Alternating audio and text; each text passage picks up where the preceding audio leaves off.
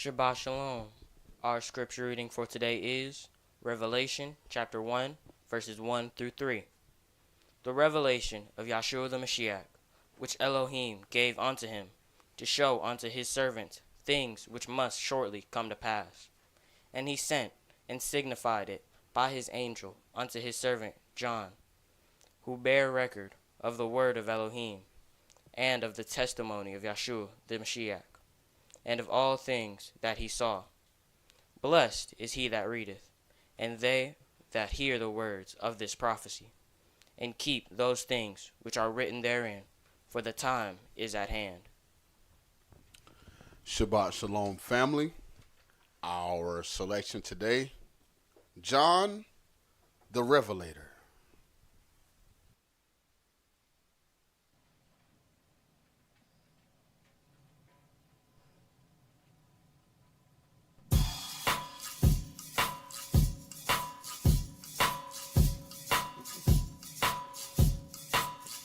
Tell me who is there riding? John the Revelator. Tell me who is there riding? John the Revelator. Tell me who is there riding? John the Revelator wrote the book of the seven seals. Tell me who is there riding? John the Revelator. Tell me who is there riding? John the Revelator. Tell me who is there riding? John the Revelator wrote the book of the seven seals. You know, Yah came down in the cool of the day. He called on Adam by his name, but he refused to answer, 'cause he was naked and ashamed.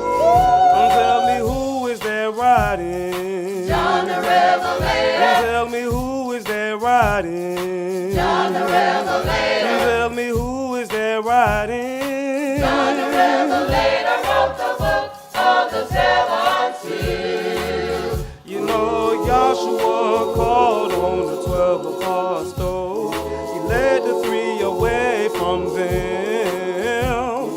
He said, watch with me for 1 hour until I go yonder and pray.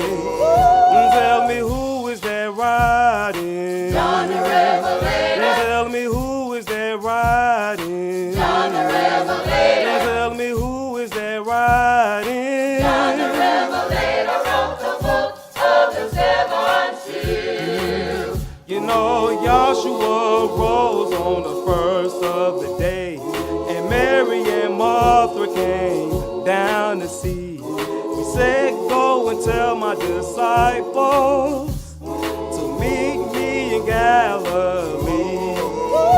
Tell me who is there riding? John the Revelator. Tell me who is there riding? John the Revelator. Tell me who is there riding? John the Revelator wrote the book of the seven seals. Hey, Yah came down in the cool of the day. He called on Adam by his name, but Adam refused to answer, 'cause he was naked and ashamed.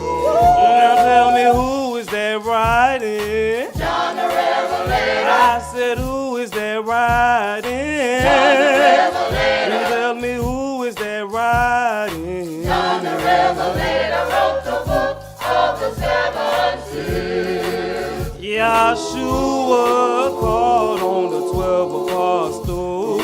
He led the three away from them. He said, watch with me for 1 hour until I go yonder and pray. I said, who is there riding? John the Revelator. Tell me who is there riding? John the Revelator. Tell me who is there riding? John the Revelator wrote the book of the seven seals. Yahshua rose on the first of the day, and Mary and Martha came down to see. He said, go and tell my disciples to meet me in Galilee. I said, who is that riding? You tell me who is that riding? John the Revelator wrote the book of the seven seals.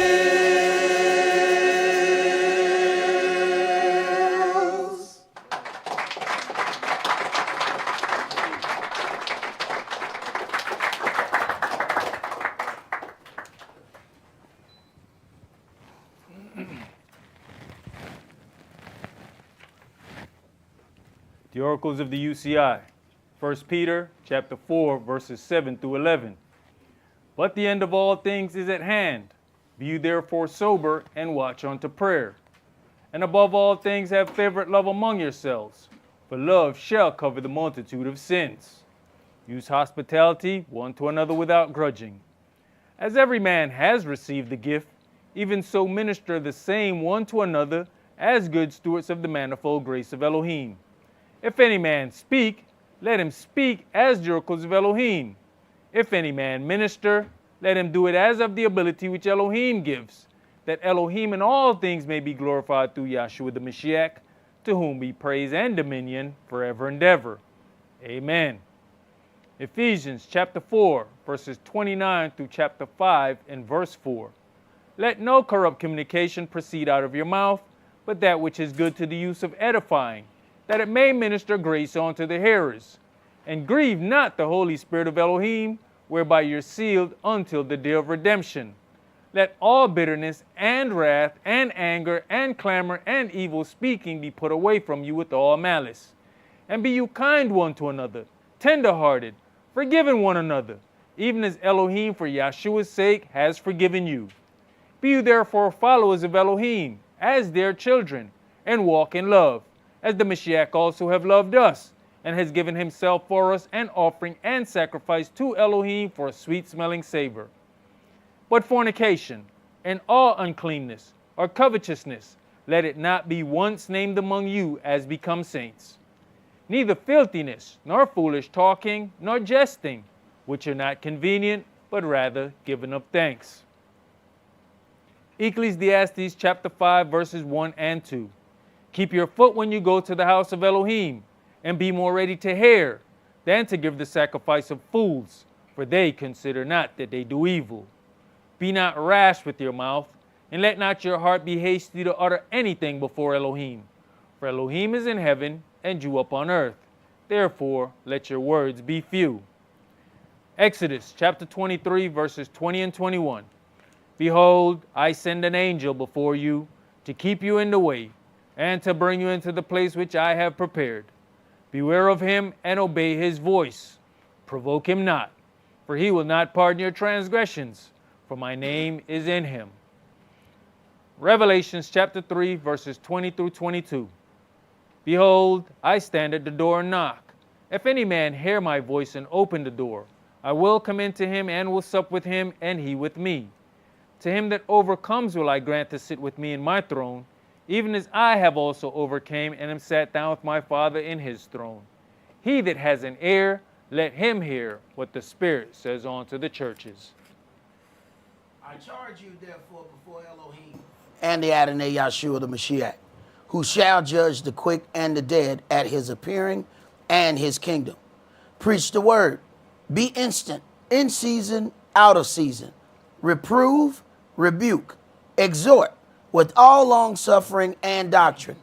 For the time will come when they will not endure sound doctrine, but after their own lust shall they heap to themselves teachers, having itching ears. And they shall turn away their ears from the truth, and shall be turned unto fables. But watch you in all things, endure afflictions, do the work of an evangelist, make full proof of your ministry. Shabbat Shalom. Shabbat Shalom. Which is peace on Yahweh's holy Sabbath day. Welcome to another holy convocation that Yahweh has enjoined unto us here in this body of Yahshua. Today's sermon is called The Great Falling Away. As we know, the closer that we get to the redemption of the children of Israel, we also get closer to the judgment of the great whore Babylon. That is going to create a whole lot of changes. It's not just about the redemption of the children of Israel. You know, a lot of things that we end up reading, we're going through those for a reason, to show the great amount of turmoil that is going to be presented unto us. You see the connection between the fall of the adversary devil. You see the connection between the fall of Babylon. That is also connected with the redemption of the true children of Israel. This is how we know. Anybody who studies this book, we know that these other individuals who have been presented can't be what they say they are. Why? Because the scripture connects all of these events together. You can't take one of those events, erase two of them, and then say, well, these are the people. Well, hold on. Then you're telling me that the Torah is a liar then. That's what you have to make me believe when it comes down to that. So for everybody to be able to make an attempt to keep what they have worked so hard to steal, there has to be a great falling away. Not too long ago, we read about the destruction of Sodom, and it was going down. Okay, if you find 100, will you still destroy it? Okay, all right. What if it's 10 less than 100? Okay, what if it's 20 less than 100? Okay. Let's say it ain't but 15 knuckles down. What? That's right. What are you still gonna destroy it? But you know, he didn't get down to 1. He didn't get down to 10. What happened? At some point, there was a number. See, sometimes we focus on, all right, he kept going down, and he said, no, he wouldn't destroy it. But at some point, that conversation was cut off. You know, he didn't get down to 1. We need to understand that your little ones ain't going to save something from being destroyed. So if you just say, you know what, I ain't going to worry about everybody. I'm just going to worry about me. You ain't enough. He didn't get down to 1. He stopped the conversation before it got that low. So that means we don't know what the number is. But there's a number that we got to have to keep us from being destroyed. So if you just going on and you minding your own business, but you see some things that ain't going right, what if that little bit is the number that we lost that we going to have to answer for? And on the same token, there's some other things that ain't never going to do right. Oh, no, it's taking the place of somebody else. It got to go. Are you keeping it around so that you don't hurt its feelings or whatever? It need to get out that seat so something else can get in that seat. Let's begin today's sermon in Mark chapter 4.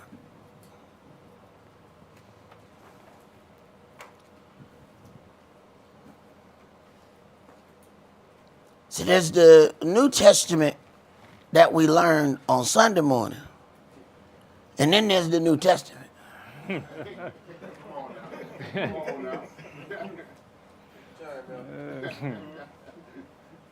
Those ain't the same. Those ain't the same. The most singing you're going to hear today, you just heard. I hope you listen carefully. And the song was magnifical. All right? Exceeding magnifical. But that's the only song you're going to hear today. You understand what I'm saying to you? They ain't going to get to no point. Well, I'm going to throw up jazz hands and say, don't look at this part. No. I hope you listen good. Matter of fact, if you came in late, wait till you get home, go on the internet and replay it, rewind it, and go on and listen to it. But there shall be no more singing here. We done did. I hope you, and I mean, they did it. It was, woo! They were, hey. But that's over. You understand? I need for them to pile it all together and put it out there. That's what they did. They put it all together. But that's it. There ain't no more singing now. We about to get down to business. There ain't finna be no, this is my book, and this is says what I say. No, hell no. We gonna get in this. All right? So forget that stuff that you seen on television. There's the real New Testament, and it hurteth feelings. Mark chapter 4, let's start at verse 1. And he began again to teach by the seaside. And there was gathered unto him a great multitude, so that he entered into a ship, and sat in the sea. And the whole multitude was by the sea on the land. And he taught them many things by parables, and said unto them in his doctrine. Now understand, there's automatically some problems. Because the teaching that Yahshua is putting forth, they say, hey man, he teaches like he got authority. And if he taught people like he had authority, and then he taught them how he taught, then they taught them how they taught, then you got a long line of people who teach with authority, and it angers people. You know how many people are gathered in front of their computer right now, angry? What bothers me though is why in the hell are you in front of the computer now anyway? If the power in which we teach in bothers you, why do you keep showing up every week?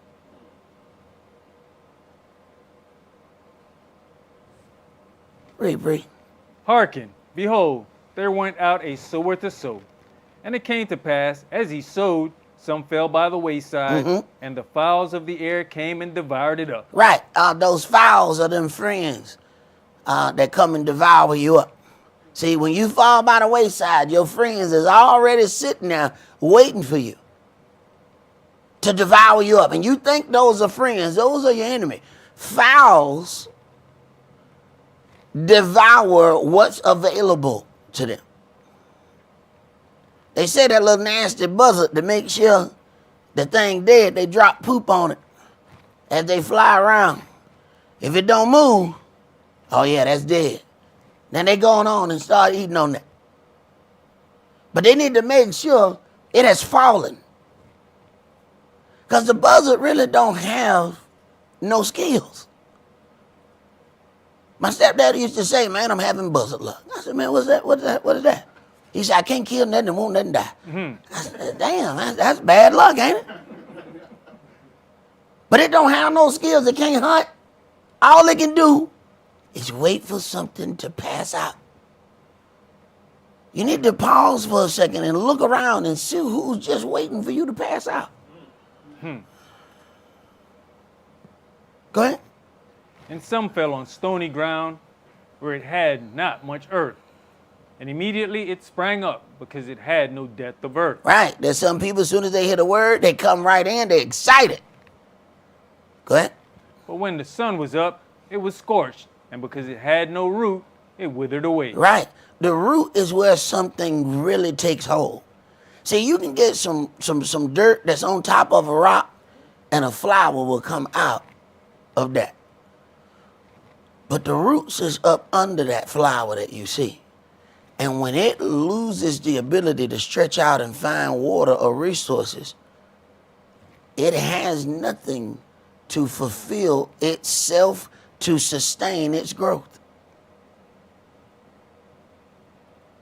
You don't see the root.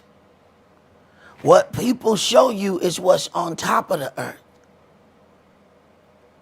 The root is the part that you can't see.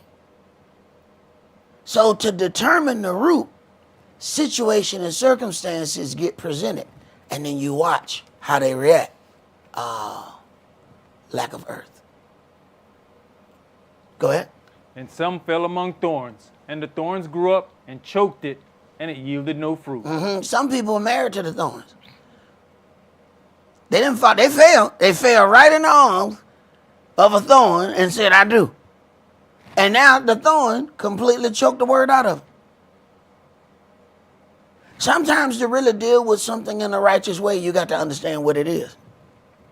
Sometimes we so in love with Honey Boo Boo, we can't go ahead and call out what Honey Boo Boo is. All right, this is the situation I found myself in. I got this thorn, but this thorn ain't gonna choke me out. If anything, look, this thorn gonna mess around and grow a flower, fool around with me, but the thorn ain't gonna choke me. This might be the situation I found myself in, but I tell you what, I'm gonna find myself out. This thorn ain't choking me. You gotta make that decision. Go ahead. Another fell on good ground, and did yield fruit that sprang up and increased, and brought forth some 30, and some 60, and some 100. And he said unto them, He that has ears to hear, let him hear. And when he was alone, they that were about him with the 12 asked of him the parable. And he said unto them, Unto you it is given to know the mystery of the kingdom of Elohim, but unto them that are without, all these things are done in parables, that seeing they may see and not perceive, and hearing they may hear and not understand, lest at any time they should be converted, and their sins should be forgiven them. So understand something. Verse 11, and he said unto them, Unto you it is given to know the mystery of the kingdom of Elohim, but unto them that are without, all these things are done in parables, that seeing they may see and not perceive. Wait a minute. It don't sound like he want everybody to be saved. I don't think we slow it down and pay attention. That seeing they may see and not perceive, and hearing they may hear and not understand. Least at any time they should be converted and their sins should be forgiven them. Wait a minute. So when their heart ain't right, he make this sure that their ears ain't right. When their heart ain't right, he makes sure their eyes ain't right. So everything they see, they're going to have a problem with it. Everything they hear, they're going to have a problem with it. We keep thinking, and it confuses us. Because we hear the word and we say, oh my God, this is amazing. And then we go try to tell somebody we love. And they can't understand nothing you're saying. What happened? It was clear to you.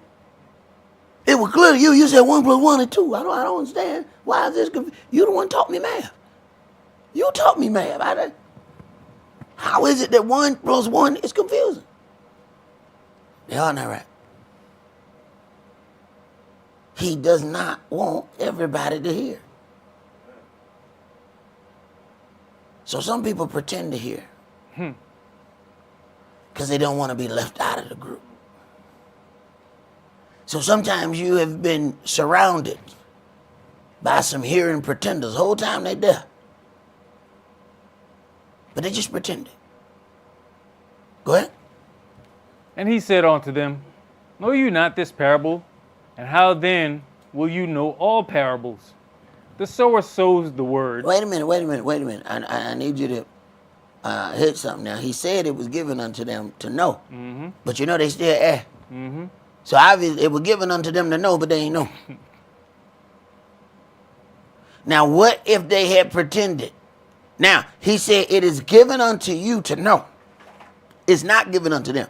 What if now their ego kicks in? Yeah, you know it was given unto us to know. Let's just turn around. Let's just walk away. Nah, man. We don't know though. Well, don't tell him we don't know. He said it was given unto us to know, so maybe we'll know. I don't know. At some point, a humbling has to happen. No. But I still don't know. Go ahead. You know, and it takes, like you said, that humbling, because it's given on to you to know. But the only way you going to know is if you ask me. We'll sit in classrooms. We've done it all now and back when we were in school and pretend like you know. The only way you going to know is because you got the teacher in front of you. Go ask the teacher. And you can get a better understanding instead of sitting there, like you just said, it was given to me to know. It'll come to me. No, I am the access for you to know. You know, sometimes, man, the way the teacher find out you don't know why you pretending is you just had that blank look on your face. You don't know what the hell going on. While you pretending you know, then the teacher go ahead and call you out. Why don't you answer number 2? Pretend game up. Go ahead. The sower sows the word, and these are they by the wayside where the word is sown. But when they have heard, Satan comes immediately and takes away the word that was sown in their hearts. And these are they likewise which are sown on stony ground. Right. As soon as some things don't work out in their life, the word is taken away from them. See, we can talk about that there's a great falling away, but what you have to understand is to start paying attention to the ways in which the falling away will happen. So you can have a amazing offensive plan for a fight, but you need to have a defensive plan too. You can't just have this plan, well, I'm going to do such and such. What was Mike Tyson's motto? Everybody got a plan till they get hit. There you go. There you go.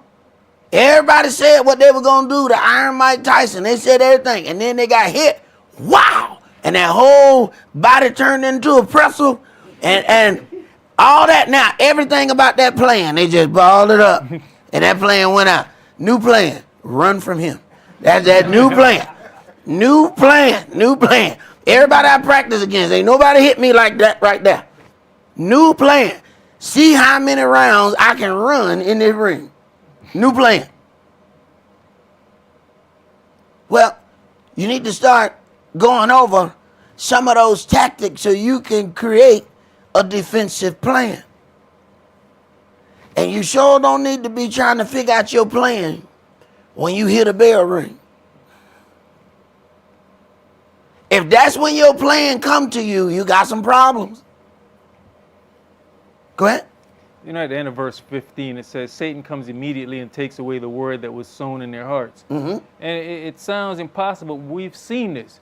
Where you've ended a class, we go in the dining hall, you got some brother with his book open trying to teach something. Hey, you taking away what was just sown. Mm-hmm. Or sometimes in the middle of class, somebody else trying to teach while the class is being taught. Mm-hmm. Immediately, it said. That means you don't even have a option for it to start to grow inside of you. Get any type of foundation. Yep.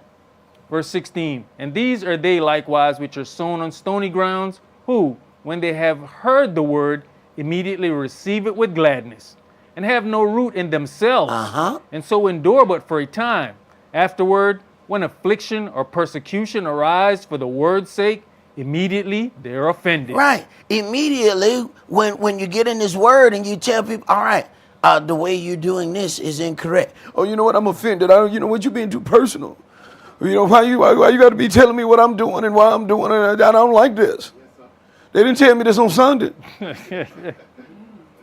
Sunday morning, Klepto said, God ain't angry with you. I heard him. I gave him a lot of money that day. Right. Of course you did. Because you thought you were buying your salvation. That's why the offering pot be bubbled over in those places. They go to make themselves feel good. To go and be told that everything is all right. See? And if you tell the people those kind of lies, you make them feel real good about all the things that they're doing, or they'll make sure you live good. You start reading in here, wait a minute, where it says Yeshua had not where to lay his head. Yet people want to tell you how rich he was. What book they read? The truth don't bring you that much money. Lies is what bring you money. If I did 52 classes of We Are More Than Conquerors,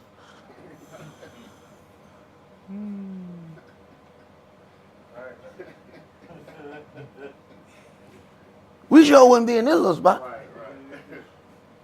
This would be just our place to hold the money. What? Go ahead. And these are they which are sown among thorns, such as hear the word, and the cares of this world, and the deceitfulness of riches, and the lust of other things entering in, choke the word, and it becomes unfruitful. Right.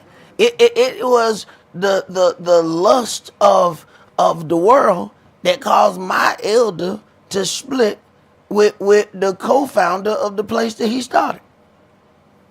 Because that guy said, hey, I know this name Jesus is going to bring a lot of money. My elder said, but we know that's wrong. He said, yeah, I know that's wrong, but this is what the people use. This is what the people will be inspired by. This is what is going to bring them money. So the division happened, and it was over filthy lucre's sake. Go ahead, brother. And these are they which are sown on good ground, such as hear the word and receive it, and bring forth fruit. Some 30-fold, and some 100. Some 30-fold, some 60, and some 100. And he said unto them, Is a candle brought to be put under a bushel or under a bed, and not to be set on a candlestick? For there is nothing hid which shall not be manifested, neither was anything kept secret, but that it should come abroad. If any man have ears to hear, let him hear. And he said unto them, Take heed what you hear, with what measure you meet. Where you at, brother? That was it. That was it? All right. Yeah. Let's go to Luke chapter 12. Luke chapter 12.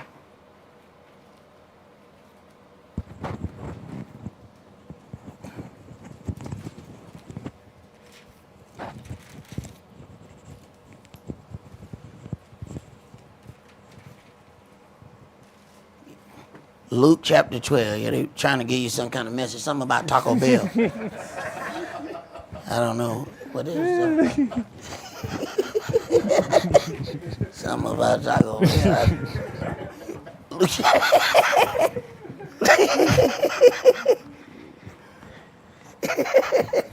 Luke chapter 12. We're going to start that at verse 13.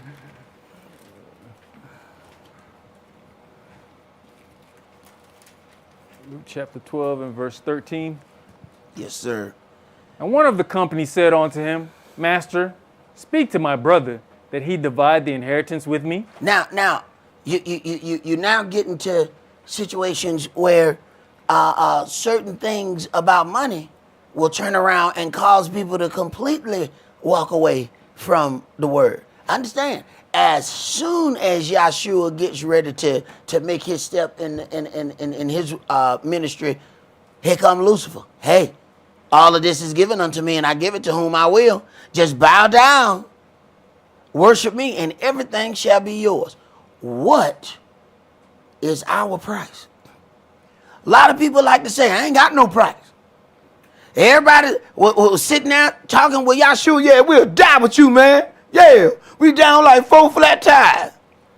When it started going down, they were down like no tires. The tires was gone. Everything. What happened? Everybody can say that before those events take place. Then it turns to something different. See? What is your price? You need to find out what your price is, so you make sure this ain't never presented to you. See? You don't need to be surprised by your price. See, when you act as though you don't have a price, when he presents your price, you're in trouble. Why? Because you had never contemplated that. Ain't nothing like being surprised at the store. I thought these cost $300. That's why I said I wasn't going to get them. They said, no, today they $150. You know what? I can afford them today. Wait a minute. Now he got you negotiating. Right. Go ahead. And he said unto him, Man, who made me a judge or a divider over you? Yahshua said, hey, man, I ain't got nothing to do with this. About your inheritance, your family money, what they got to do with me? But to some people, this is where they lose their salvation right here. Because they're trying to secure their inheritance. And for that, they step on this word. See, these are kind that have that big problem when he says, the rich young man say, I'm going to follow. He said, all right, go sell everything you have and come follow me. Oh, they done. Their work is done. Because Yahshua knew one thing. You're going to count on those riches more than you're going to count on me. Which one of us you going to follow? If it's us You and 11 brothers, and we out, and we got to go to this place and this place. And they said, man, what happened? All right, bro, we out here, and some things done happened. Hey, man, we got to sleep outside. It's all right, brother, we gonna camp out here tonight. But one of the brothers got a credit card. He's sitting there. Sure is hot out here. But Motel Jerusalem don't hold but one person. So I'm going to wait till they fall asleep. Okay. We wake up, and then 11, we got 11 to start. What happened to Buddy? Oh, Buddy had a credit card. Oh, right. He couldn't stay with us, but he couldn't be honest with us either because he couldn't fit all 12 of us in his room. Right. Sometimes you have just enough for you to lose your salvation. Go ahead. And he said unto them, take heed, and beware of covetousness, for a man's life consisteth not in the abundance of the things which he possesses. And he spake a parable unto them, saying, the ground of a certain rich man brought forth plentifully. And he thought within himself, saying, what shall I do? Because I have no room where to bestow my fruits. And he said, this will I do. I'll pull down my barns and build greater, and there will I bestow all my fruits and my goods. And I'll say to my soul, soul, you have much goods laid up for many years. Take your ease, eat, drink, and be merry. But Elohim said unto him, you fool, this night your soul shall be required of you. Then whose shall those things be which you have provided? So is he that lays up treasure for himself and is not rich toward Elohim. Right. So you can be rich naturally and poor spiritually. That's an undiversified portfolio. Something wrong with your portfolio. You got all your stocks in one area. You need to diversify that portfolio. You got too much on the left and ain't got none on the right. Sound like you headed for a crash to me.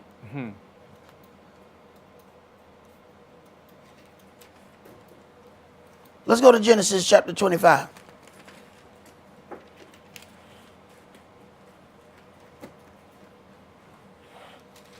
See, Yahweh and Yahshua can't be bought with any of these riches that we think we are going to acquire. He's not for sale. As it is written, if I was hungry, I wouldn't tell you. You think the flesh of bulls and goats that you sacrifice, you don't think I eat that, do you? The creator of heaven and earth and all that in them is, you think I eat goat? You think because you put curry on it that entice me? No, that's delicious to you. If the angels ate bread from heaven, what the hell you think he eat?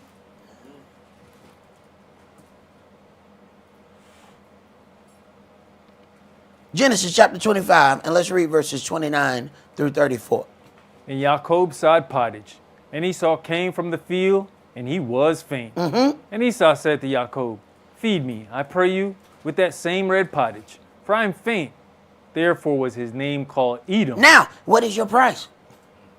Now, you have to understand that sometimes your price changes depending on the particular situation. All right? So there is a price when everything goes good, and then there's a price when something is not going so good. See, sometimes the market's up, sometimes the market's down. Don't tell me your price when everything good. Understand now, you got to know the bad price. What's your price when everything ain't going good? Man, it's just a simple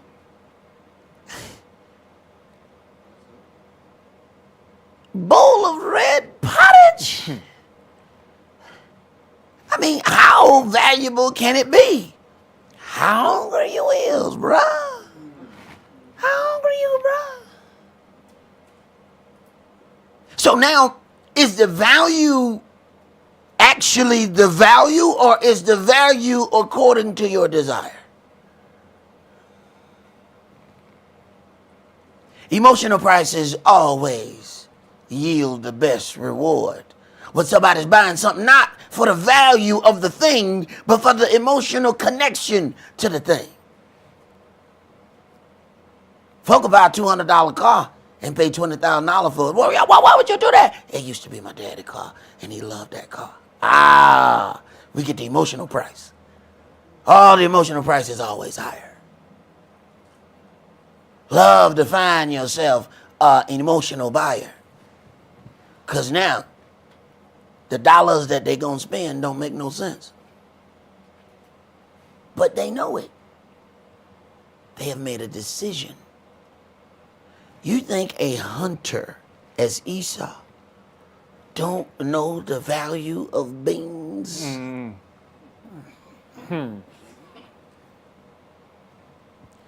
You don't think he understands that, a roasted lamb is much better than that damn red beans that you got right there?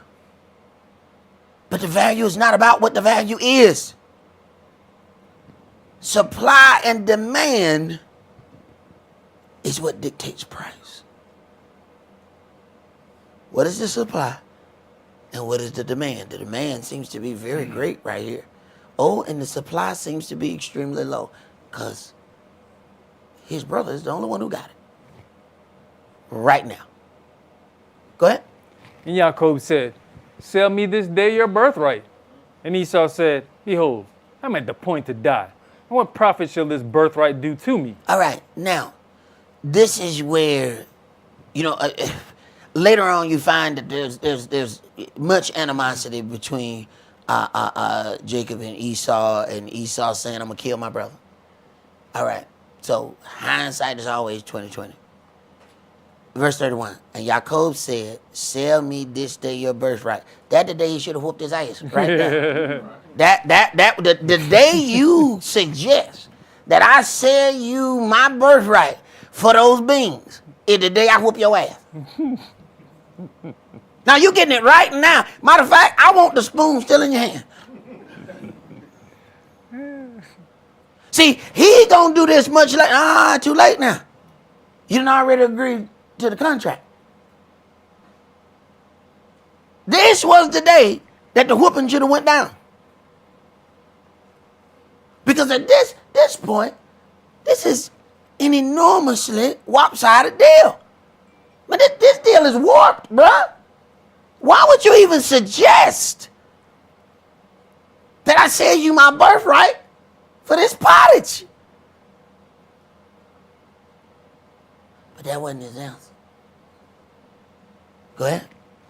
And Jacob said, "Swear to me this day." And he swore unto him, and he sold his birthright unto Jacob. Then Jacob gave Esau bread and pottage of lentils, and he did eat and drink and rose up and went his way. Thus Esau despised his birthright. Wait a minute. He despised his birthright because he sold it for so little. All right, now flip that around in the word. What are you so willing to sell your spot in the kingdom for? Is it inheritance? Is it this? Is it for a spouse? Is it for a man? Is it for a woman? What is it for? Depending on that price, you despise it. See, some things just happen right here. Much, much bigger than the sale itself. You don't care nothing about the birthright until it yields you benefit. Interesting. Go ahead, bro. When you look at it, though, he, even in the selling of the birthright, Jacob did him one better. He gave him a little bit more than he agreed to. Because he agreed to just the pottage. Right. He gave him bread, yeah. Hey, look here, go on and have some bread with the loss of your birthright. That way the loss go down good. Let the bread coast on down there. Right. Let's go to Matthew chapter 13. Now, the same individual will later say, he stole my birthright. Wait a minute. I guess you didn't remember what you said when you were hungry. And see, this is what get a lot of us in trouble. We somewhere, all thirsty. Ain't nobody there but us and Keisha Johnson. Uh-huh. What will you give me for your birthday? I'll give you anything you want, Keisha. Now, later on, now we said, man, Keisha filed. Somebody sold their birthright.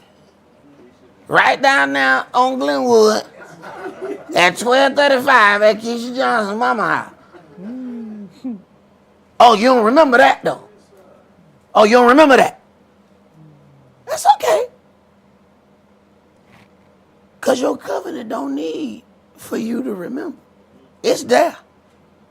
It don't care nothing about whether you remember you did it. No, that's a done deal.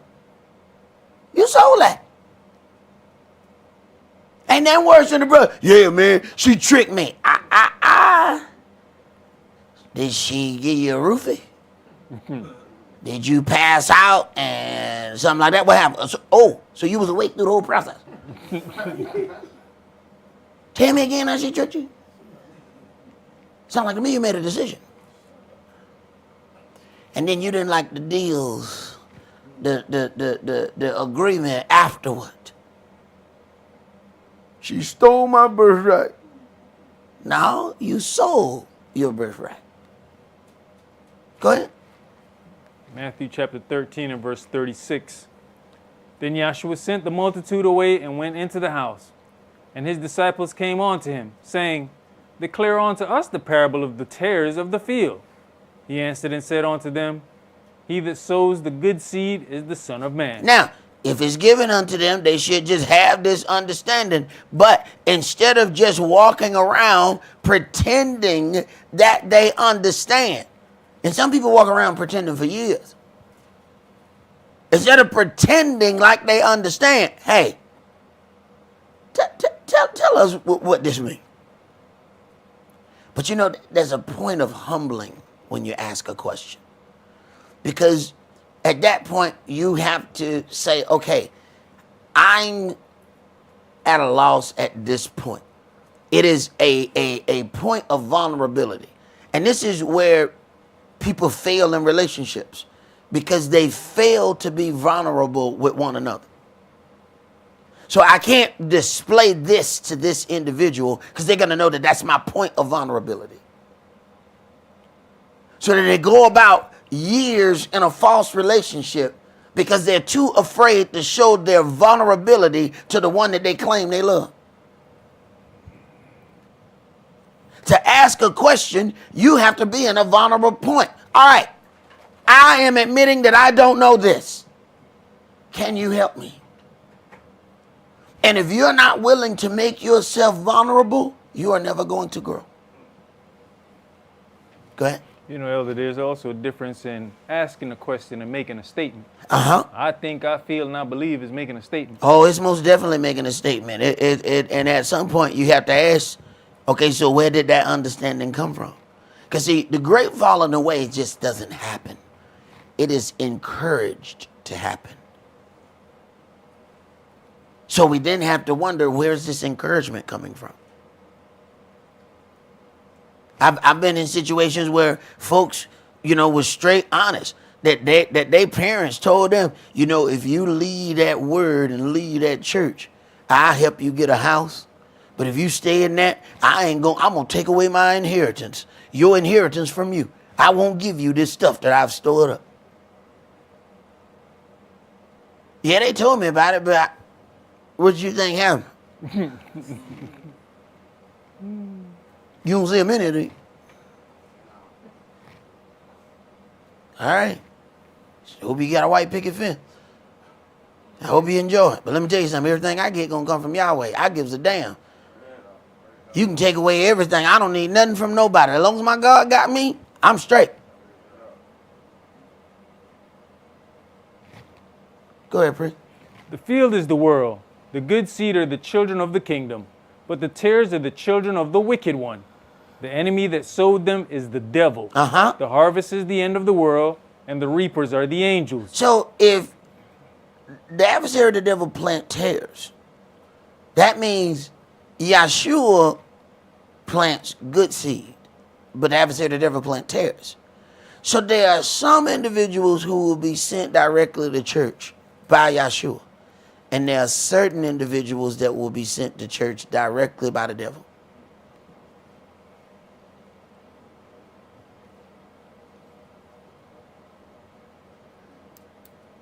Read. As therefore the tares are gathered and burnt in the fire, so shall it be in the end of this world. The Son of Man shall send forth his angels, and they shall gather out of his kingdom all things that offend, and them which do lawlessness. All right, so them which do lawlessness and all them that offend are gathered out. They are gathered. You ever notice sometimes you see a gathering of people and you like, man, when I knew those people, they didn't even like each other. Somehow, they are gathered together now. They don't understand why they gather together. He said, bind the tares together. See, when we go build our fire, we go and get all them little dry sticks and put them together. That's going to help the fire get started real. You know, you just got one little dry stick. You know, it's going to take a little while to start your fire. But you get a good amount of that.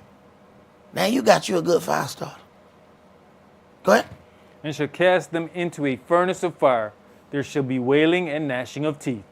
Then shall the righteous shine forth as the sun in the kingdom of their Father. Wait a minute. The righteous to shine forth have to have the tares removed from them. The tares are affecting your luster.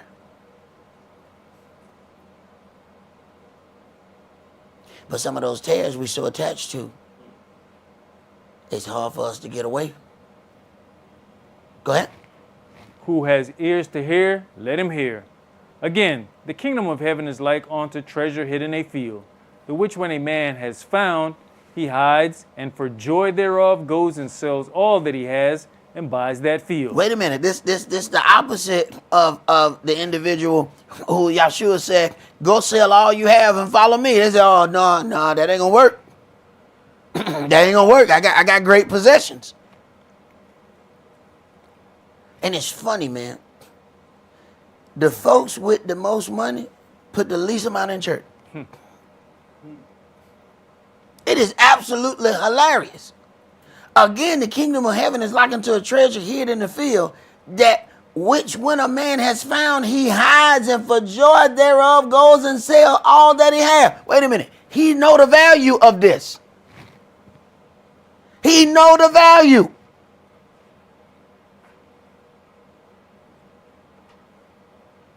And he said, no. It's time for me to diversify my portfolio. Now, to everybody else, they say, oh, man, you losing, bro. I don't know why you would do that. No. No. I seen something that's going to yield a greater increase. Go ahead.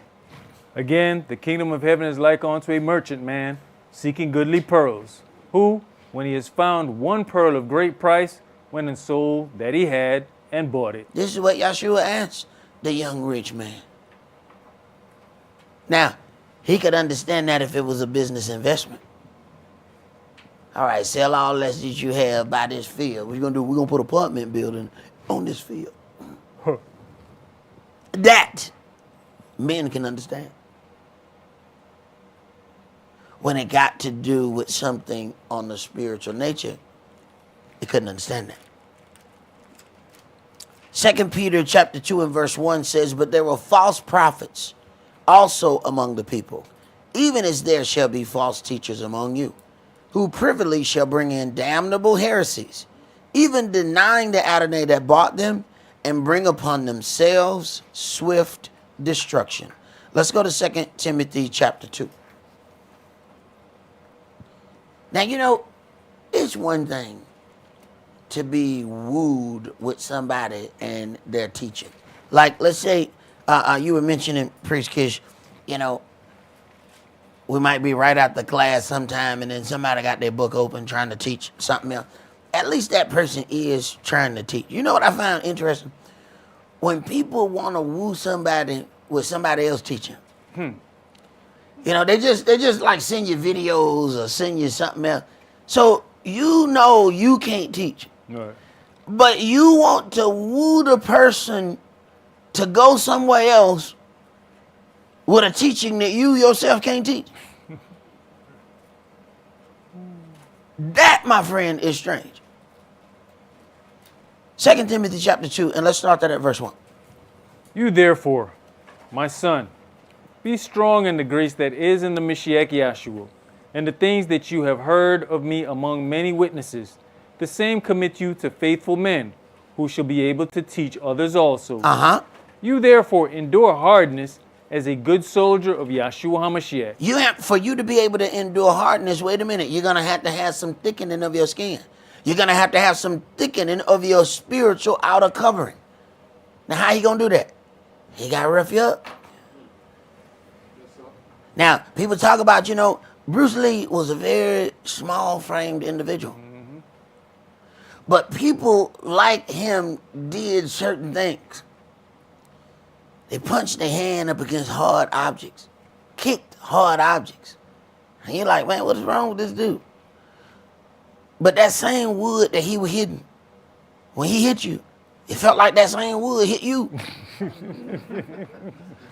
When this skinny dude hit you, you be like, no, don't be honest. Show me the stick. What are you talking about? Show me the stick you hit me with.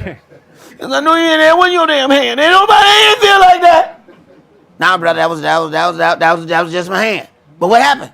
He was taking that hand, hitting it up against bricks. He was taking that hand, hitting it up against this wooden object, kicking it. Okay? He hardened up himself. So you so busy thinking, oh, he looked like a stick. That's all right. When he hit you, you gonna think he hit you with a stick. Okay. What you think he got to do to you? Everything hurt our feelings. They talking about me. They looking at me. Stop looking at me. Wait a minute. He got to work with you. He got to get that out.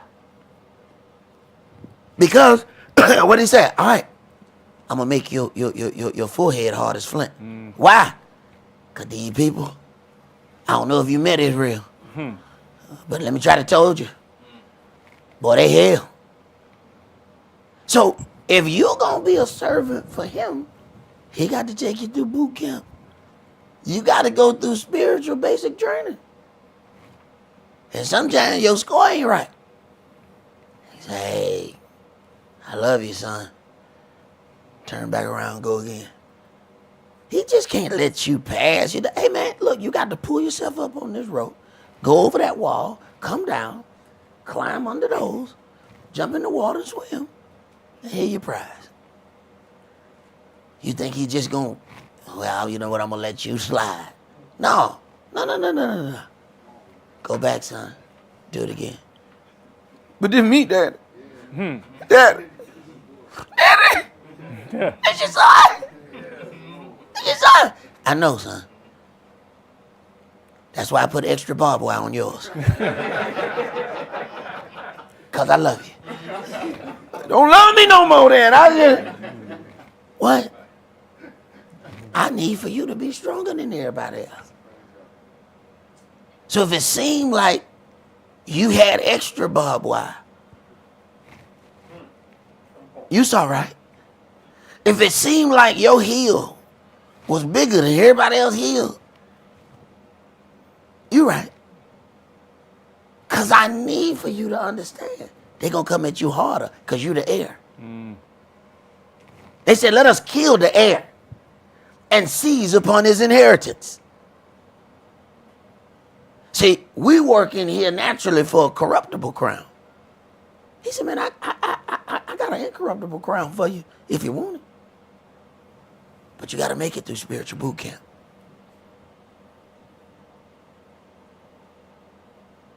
And no matter how many times you cry, he can't just give you that badge and tell you to move on to the next station. You got to go back and do it again. So a lot of times we stuck in trials or we stuck in a place and we say, well, I don't understand. Pass the trial and you'll understand. There's other trials after that one. We understand it very clear. Watch one of these kids that they playing them video games. And watch somebody else walk in. They can automatically look at the screen. Oh yeah, you stuck on level 2. I'm obviously new. How the hell you know that level 2?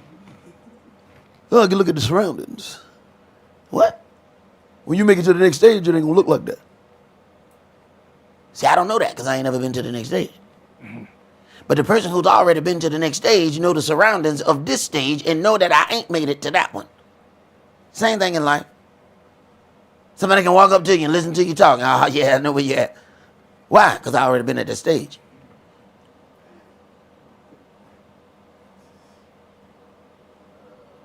Go ahead, Pretty. No man that warreth entangles himself with the affairs of this life, that he may please him who has chosen him to be a soldier. And if a man also strive for mastery, yet is he not crowned, except he strive lawfully. The husbandman that labors must be first partaker of the fruits. The husbandman is the man who's working in the vineyard. He must be the first partaker of the fruits. What? He needs to know what he bringing forth. How can you go and tell somebody, I have the best blueberries in town? How the hell you know? You mean tell me you been working in your vineyard, you got these berries, but you ain't tasted none of them? How you even know what you bringing to the market? That means at some point you got to test them. But sometimes your berries don't like being tested. Pre, do you even like me? Damn. Why you keep doing this? Got to taste the berry. I got to taste what come from my vineyard. All right, that means I got to test it. All right, let me see what you do right here. Okay. Now you can move on to the next stage. Go ahead. Consider what I say, and the Adonai give you understanding in all things. Remember that Yahshua HaMashiach of the seed of David was raised from the dead according to my gospel, wherein I suffered trouble as an evildoer, even unto bonds. But the word of Elohim is not bound. Therefore I endure all things for the elect's sakes, that they may also obtain the salvation which is in the Mashiach Yahshua with eternal glory. It is a faithful saying, for if we be dead with him, we shall also live with him. If we suffer, we shall also reign with him. If we deny him, he also will deny us. Right. And what's our price? See, if mama said, look, I got all of this stuff stored up for you, but if you don't denounce your God, you're not going to get this stuff. Now, depending on where your heart is, the words that come after that is different. See, my family already know what that word was going to be next for me. All they were going to hear was the door closed. That was going to be me walking out of it. So where you going? Yeah, I got to go to work. Because I can't count on none of this. Because what I can count on is my Elohim. And that's why I got to go ahead and put this work in. Because I can't count on none of this. Because I ain't denouncing none of this for this over here. None of it. So I need to go on and go to work. Matter of fact, I'm wasting time talking to you. Thank you for telling me now, mama. Thank you for telling me now. At least I didn't waste a whole lot of time. Now I can spend that time laboring in my Elohim's vineyard. Go ahead. You know, if you labor in Yahweh's vineyard, the same thing that is being offered to you, Yahweh will give it to you in a different way. Because you got to think about the situation with Yahshua and Satan. All of what Satan offered, Yahshua going to have in the end. Anyway. You got it. It's all about whether or not we want to have it without working. Or whether or not we want to have it now rather than then. That's all that the adversary offers you. And when Yahweh give it to you, it's going to be pure. It's going to be without catch. When Lucifer give you something, there's going to be a catch. I had to realize at a certain point, I had to stop accepting gifts because I realized that they came with a catch. So this is what happened when it's a totally different thing when little girl is raised without the dad in the house and then the dad in the house. And that little girl come home with something and the daddy said, now I'm the only one in here working. I don't remember buying that. Where'd that come from? Oh, James gave it to me. Hey, pack it up. It's going back. That's got something attached to it. And you finna take that back right now. Come on, get in the car. We're going to see James. I can give it to him in school tomorrow. No, hell you're not. No, we're going to his house. I need to look at this knuckle. Me and that knuckle need to go. I'm talking about these eyes gonna look at those eyes when I tell him, here go your stuff back. You understand what I'm saying? No, he need to look at me. He need to look at me. He need to know on the other side of that pretty little girl is a psychotic some open. I mean slightly throwed. He need to know that.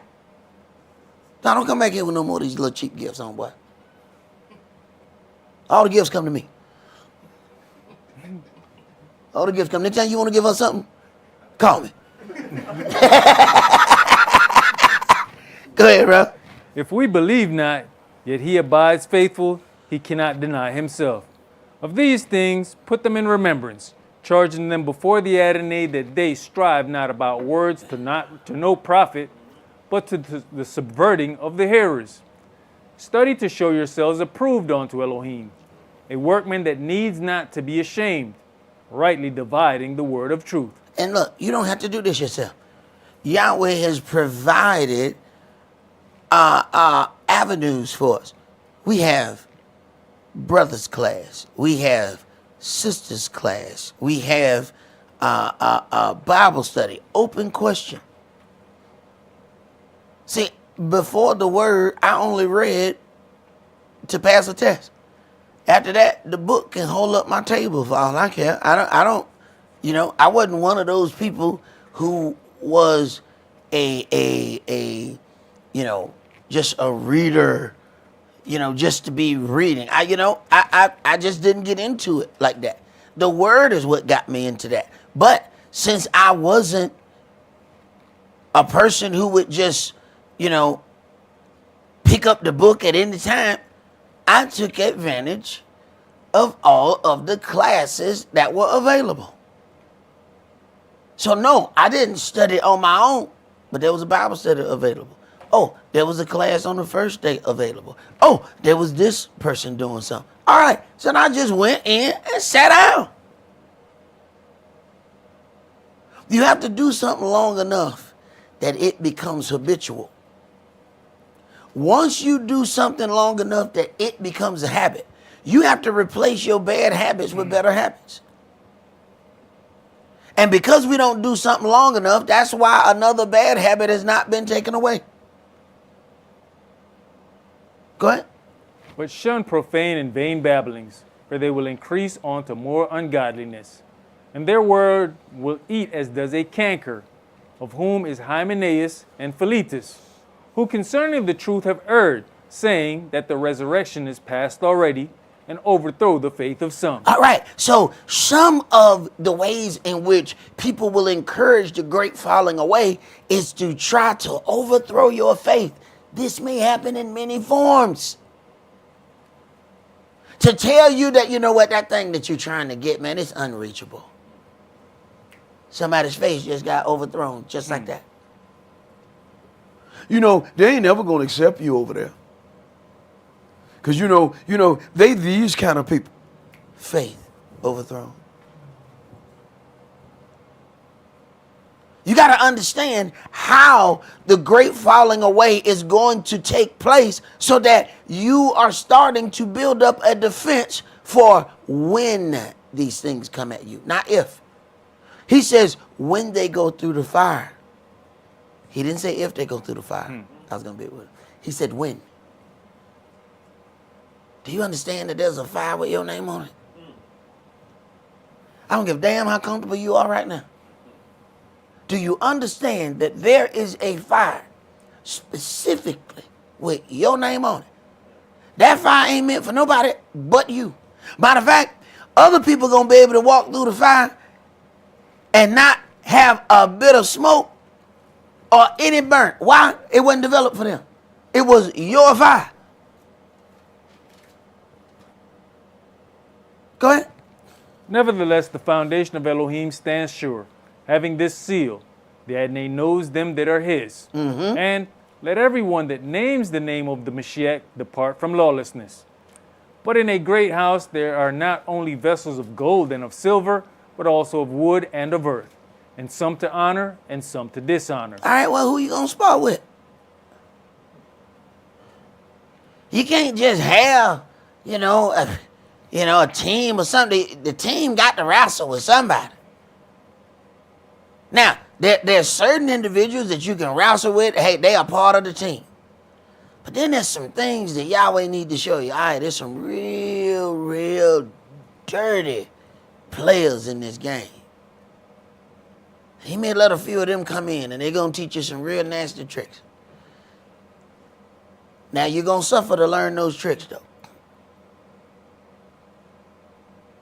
But once they try them nasty tricks on you, when you get in the real game, now you know, no.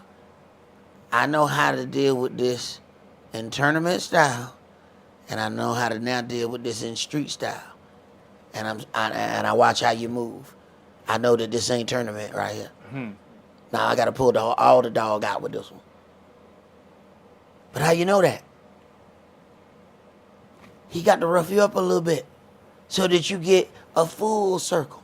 Because you got to know what weapon to pull out at what time. You don't pull out a bazooka when a slingshot will do.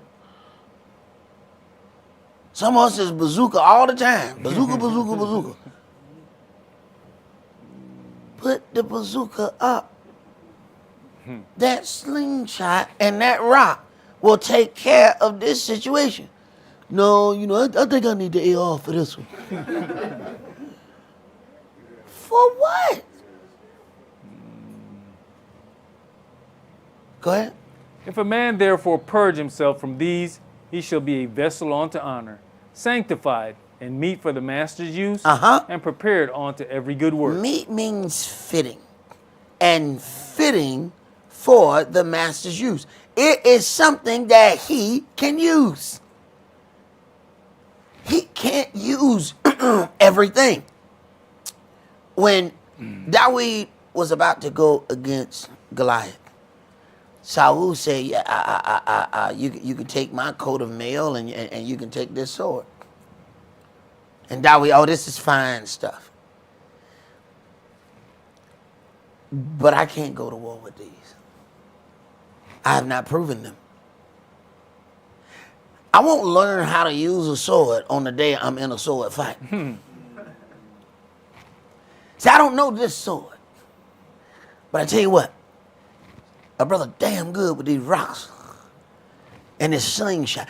And the weaponry was like laughable to Goliath. You got a little baby boy here? He come at me with rocks? He got staves. I look like a dog. You throw rocks at a dog. I'm a mighty warrior. You got this little boy? The little boy was good with his weapon. Sometimes we're trying to get the best weapon. And we need the best weapon of all time. But are you best with the weapon that you have?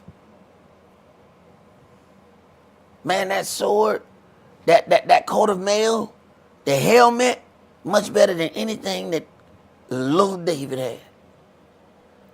But he's so awesome with that rock. People with better weaponry ran away. Sometimes your biggest weapon is in here. And if you don't sharpen this one, it don't matter what you got in your hand. You're going to run just like Goliath people did. A bunch of giants running away. Go ahead. Flee also youthful lusts, but follow righteousness, faith, love, peace with them that call on the Adonai out of a pure heart. Understand something. A pure heart does not mean a heart without fault.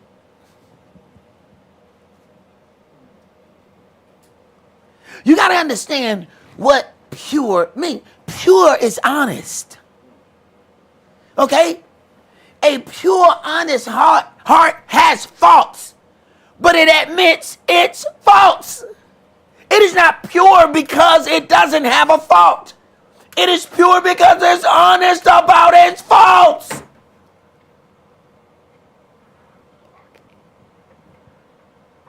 Why would David, a man who has sinned, says, create in me a pure heart? Then he writes other things because of the purity of my heart. Wait a minute, man, didn't you just do some stuff? How you have a pure heart? This is what happens when you deal with your stuff. We keep thinking that a pure heart means that we don't have nothing in it. That is not a pure heart. You may have the most problems of everybody in this room and can still have the purest heart of everybody in this room.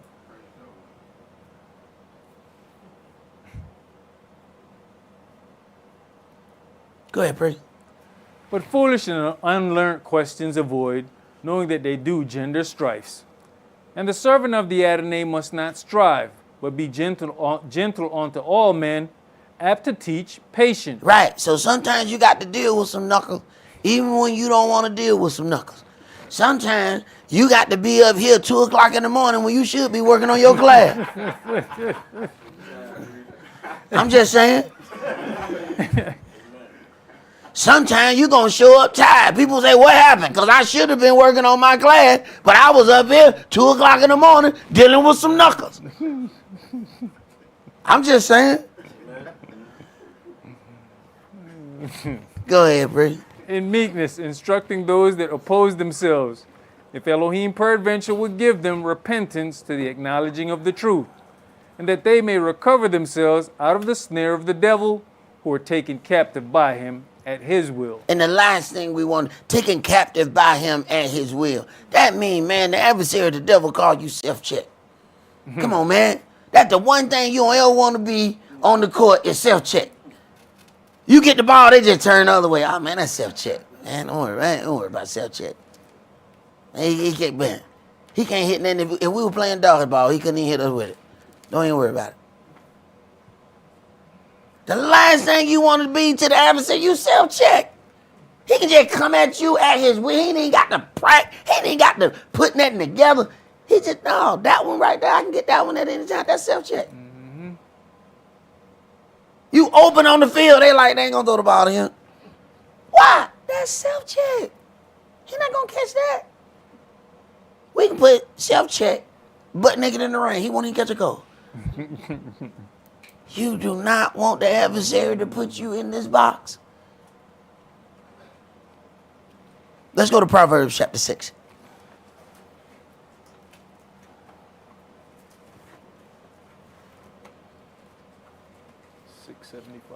All right.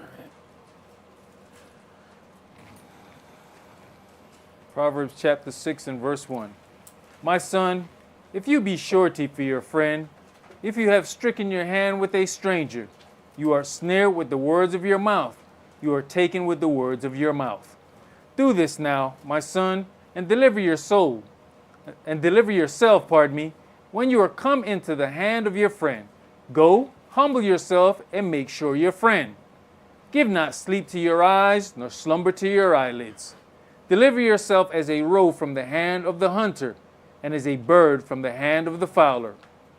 Go to the ant, you sluggard, consider her ways and be wise, which having no guide, overseer, or ruler, provides her meat in the summer and gathers her food in the harvest. How long will you sleep, O sluggard? When will you arise out of your sleep? Yet a little sleep, a little slumber, a little folding of the hands to sleep. So shall your poverty come as one that travails, and your want as an armed man. Stop. All of this we look at as natural work. Take all of the natural part out of this and put in the spiritual work. Verse 6, go to the ant, you sluggard, and consider her ways, and be wise, which having no guide, overseer, or ruler, provides her meat in the summer, and gathers her food in the harvest. How long will you sleep, O sluggard? Will you arise out of your sleep? Wait a minute. We got all the natural things that we're doing. Our sleep is in the spiritual sense. What spiritual works have you put in? What works have you done? Oh, no, you ain't sleeping now. No, you getting up going to work every day. For the man. No. See, we read this and we put this into one context. No. You have a natural portfolio and a spiritual portfolio. What is in your spiritual portfolio? No. You get up and go to work every morning. No, you do all of those things. That ain't the kind of sluggard you are. Go ahead. A naughty person, a wicked man, walks with a froward mouth. He winks with his eyes, he speaks with his feet, and he teaches with his fingers. Frowardness is in his heart. He devises mischief continually, he sows discord. Therefore shall his calamity come suddenly. Suddenly shall he be broken without remedy. Now, you talk about that sowing of discord. Sometimes we are upset with something and then we pass our upset things off to somebody else. You have to wonder, how does that falling away come? Sometimes we have taken somebody else's gripe. That gripe wasn't even ours. They handed us their gripe and then we walked off with their gripe. This is why you have to be careful who it is you're listening to. You done took away that. You wasn't even angry about whatever that was until you talked to that person. What do you think happened? They just passed their negative spirit off to you.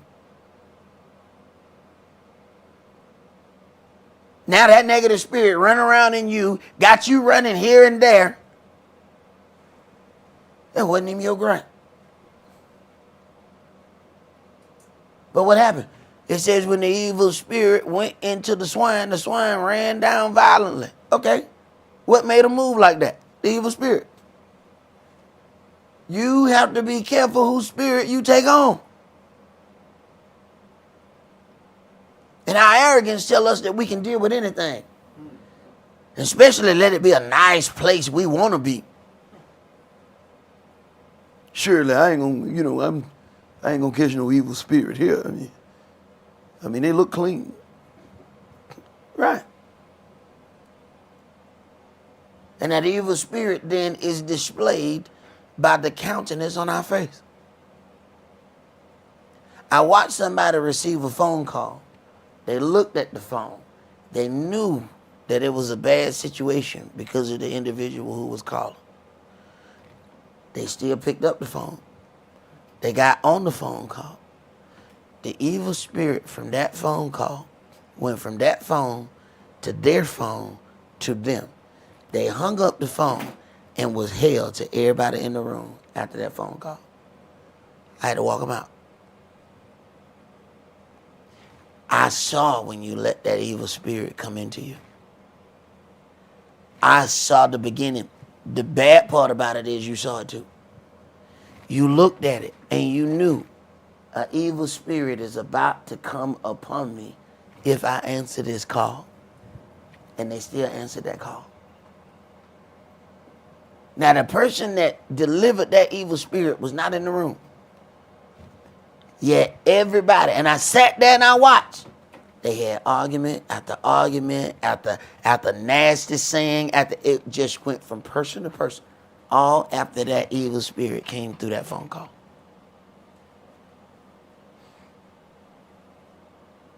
It's one thing to know there's a falling away that's going to come. It's something else to beware of some of the tactics so you can begin to defend yourself. Go ahead, pray. These 6 things does Yahweh hate.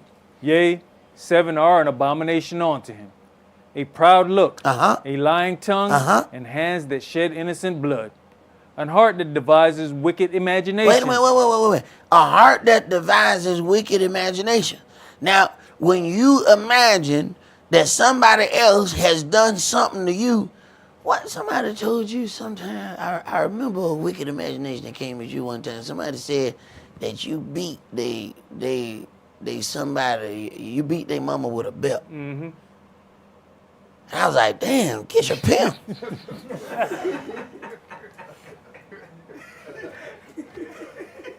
What? I damn, boo, so I, the brother had to back up and then had to go ask some questions. Excuse me, sister, do you remember anything like this? I said, no, that ain't never happened. So where did that imagination come from in this individual to believe that happened? And somehow the wicked imagination that they had was still your fault. Mm-hmm. It was your fault for making them think the wicked imagination that they thought, that they made up. Wicked imaginations are a mother. But you have to start cutting that stuff off when it's growing. And every last one of us have an entertaining part of it. I don't give a damn what you think, what you feel, and what you believe. It happens to every last one of us. You have to decide how far it's going to go, though. Go ahead. An heart that devises wicked imaginations, feet that be swift in running to mischief, a false witness that speak lies, and he that sows discord among brethren. He has a real problem with the sowing of discord among brethren. See, there's one thing about sowing discord among brethren, and there's other things about sowing discord among the word. See, sometimes you can end up saying the wrong thing and then have a weak individual, and now their faith has failed because of the information that you delivered to them. Well, they're not going to let you join over there because such and such. Oh, you done caused somebody's faith to fail. You're going to have to answer for that. I don't care if you thought it was done and I didn't mean nothing by it. I don't give a damn what you meant. Somebody's faith just failed. You're going to have to answer for that. That's something that we're going to have to take into account. It says, you shall give an account for every idle word. You ever consider that some of those words that you might be saying, you're saying to a weakened individual?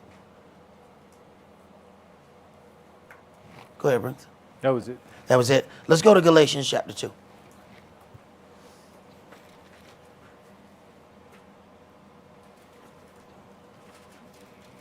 Galatians chapter 2, and we're going to read verses 1 through 14.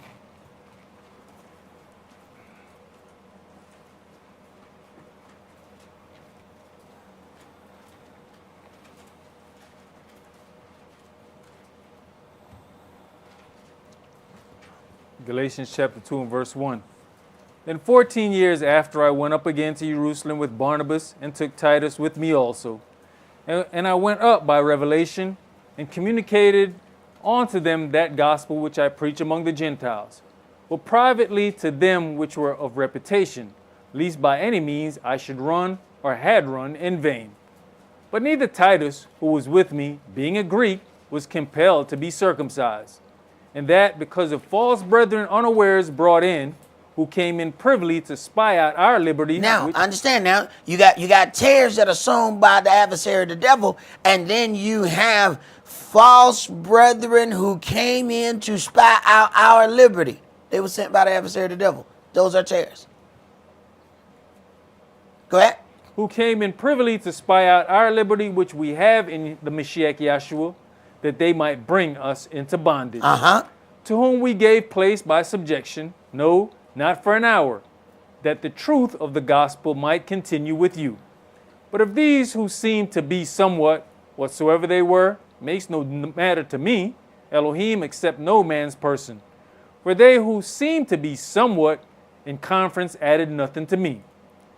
But contrariwise, when they saw that the gospel of the uncircumcision was committed unto me, as the gospel of the circumcision was unto Cephas, for he that wrought effectually in Cephas to the apostleship of the circumcision, the same was mighty in me toward the Gentiles. And when Jacob, Cephas, and Johanan, who seemed to be pillars, perceived the grace that was given unto me, they gave to me and Barnabas the right hands of fellowship, that we should go on to the heathen and they on to the circumcision. All right, so these are all individuals in the word. Some have service over here. Some have service over there. Go ahead. Only they would that we should remember the poor, the same which I also forward to you. But when Cephas was come to Antioch, I withstood him to the face, because he was to be blamed. Wait a minute. So now you have believers in the word, and understand he's talking about Cephas. Wait a minute, you're talking about the rock on whom the church was formed. Why was he to be blamed? Now there's something causing a division in the word. Go ahead. For before that certain came from Jacob, he did eat with the Gentiles. But when they were come, he withdrew and separated himself, fearing them which were of the circumcision. So then he created a clique by deciding that he's not going to eat with the Gentiles when certain Jews come around. Go ahead. And the other Yehudims disassembled likewise with him. All right. So when he created this clique by not doing that, then he also invited other people. So then you have to think about it. When if we get together because some things don't work out for us and we sow discord and we say, yeah, they got cliques over here, and then other people draw off, guess what? Somebody gonna have to deal with that. This brother here, though he had authority, he got withstood to the face for that very thing. Hey man, you caused division in here. By the things that you did, you caused division. And here's a brother lesser than him withstanding him to the face for what he done. Because why? Now you affecting my work. He said, I'm the apostle to the Gentiles. You understand? What you doing is affecting my work. You are putting negativity in my work. So he got to call him out, and he got to call him out publicly. He can't give him no private conversation. No. A private conversation ain't going to do what I need to do here. You've done this in front of these people. So I got to deal with it in front of the same people that you did it in front of. Because if I don't, their faith fails. And there's a falling away of them because of the words that I let you say and did not deal with. Go ahead.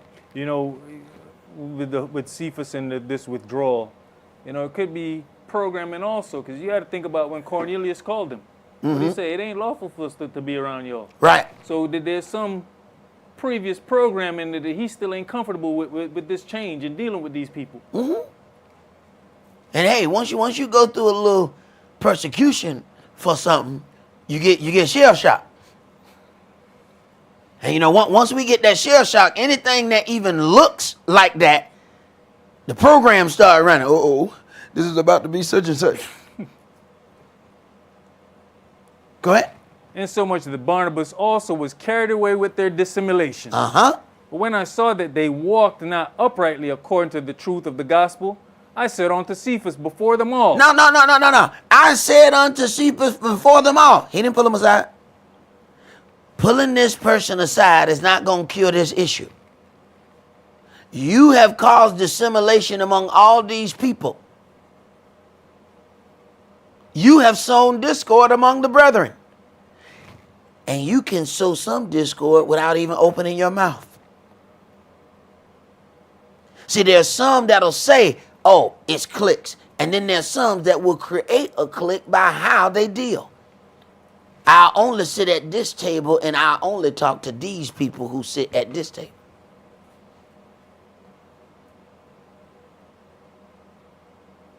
He said, no. I got to deal with this in front of everybody.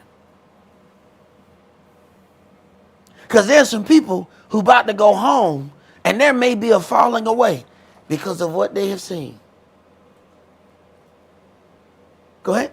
If you, being a Yehudim, liveth after the manner of Gentiles, and not as do the Yehudims, why compel you the Gentiles to live as do the Yehudims? Right. What? Even though y'all have this situation with circumcision, let me tell you something. We have a great sacrifice in Yahshua. What sacrifices y'all doing? So y'all ain't following the law according to that. Why are you pushing these people to try to deal with it? Now he got to go there on this man.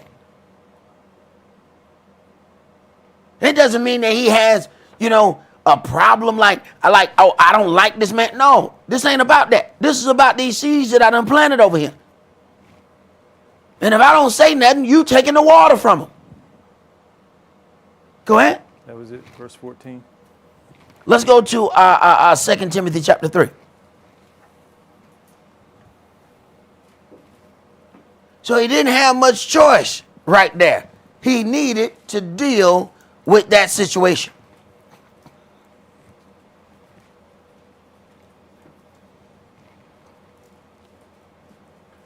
And there are times that we don't really consider, how is this statement or my display at this moment, how is it going to affect somebody else's work?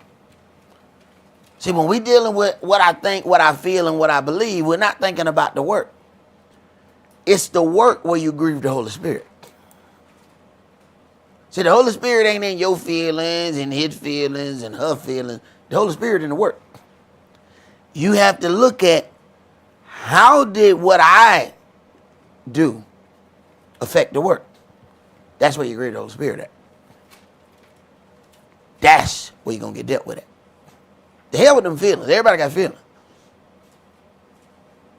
You need to go find the work that was affected. That's where you're going to get it at. And you can run, you can hide, but you can't run from the Spirit. You can say, you know what, I ain't never going to come back here again. Don't worry, the Spirit will meet you where you at. When you going down there to Wade and Dixie, he'll meet you there. Don't worry about it. Go ahead, bro. This know also, that in the last days perilous times shall come.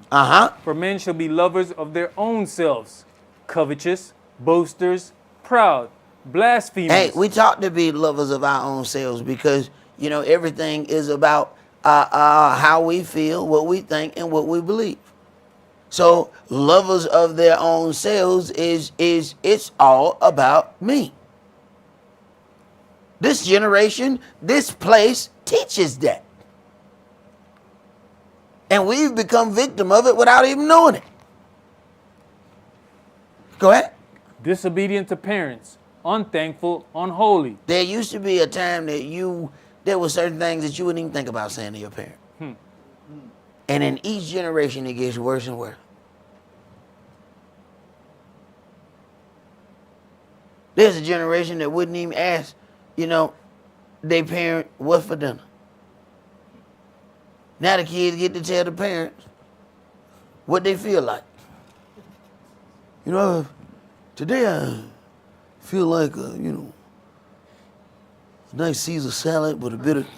Boy, you don't get the hell out in front of me, I swear for God.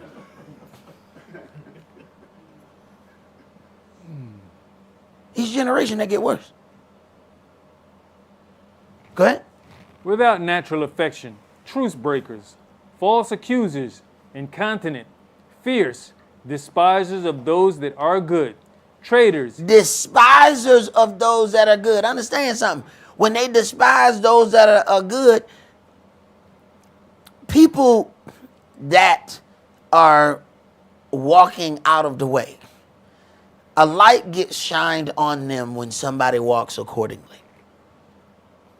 So, somebody who shows up underdressed is only feeling bad if other people are not underdressed. If they come with their giblets hanging out and everybody else's giblets is hanging out, then all right, as a part of jubilation.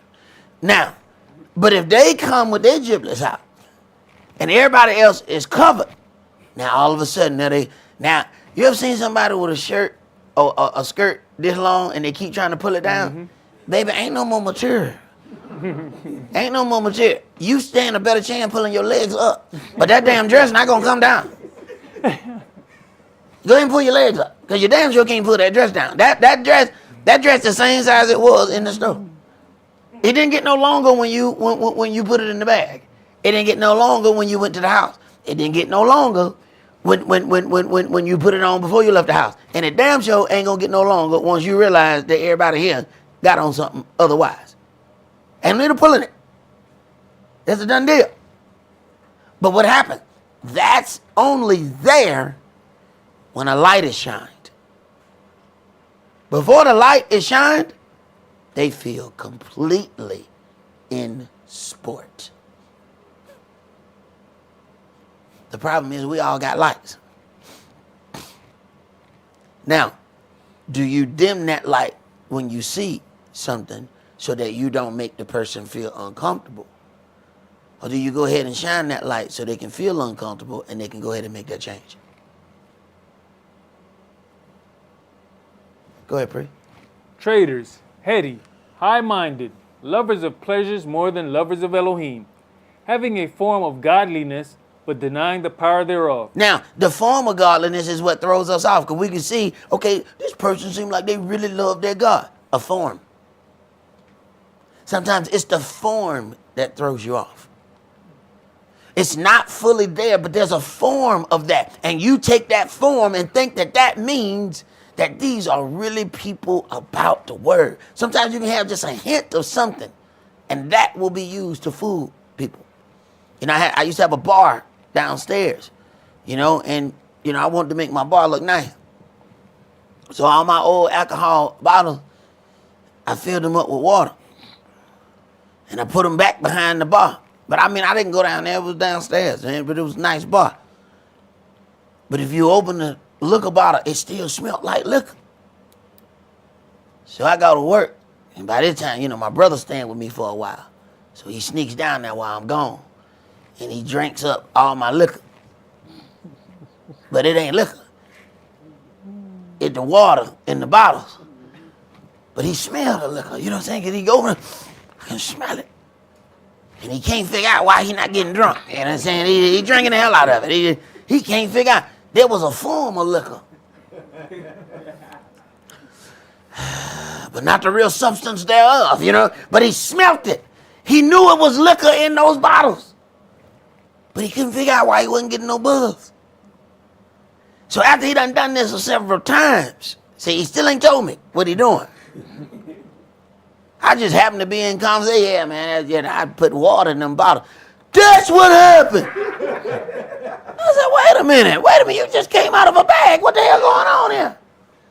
Well, what happened was, oh, now we got, so you wait till I was leaving, and then you go downstairs and try to drink up my stuff. But realize you've been drinking color water. Oh, all right, sir, you're right. Sir, you're right. Stop trying to sneak downstairs, going to my bar.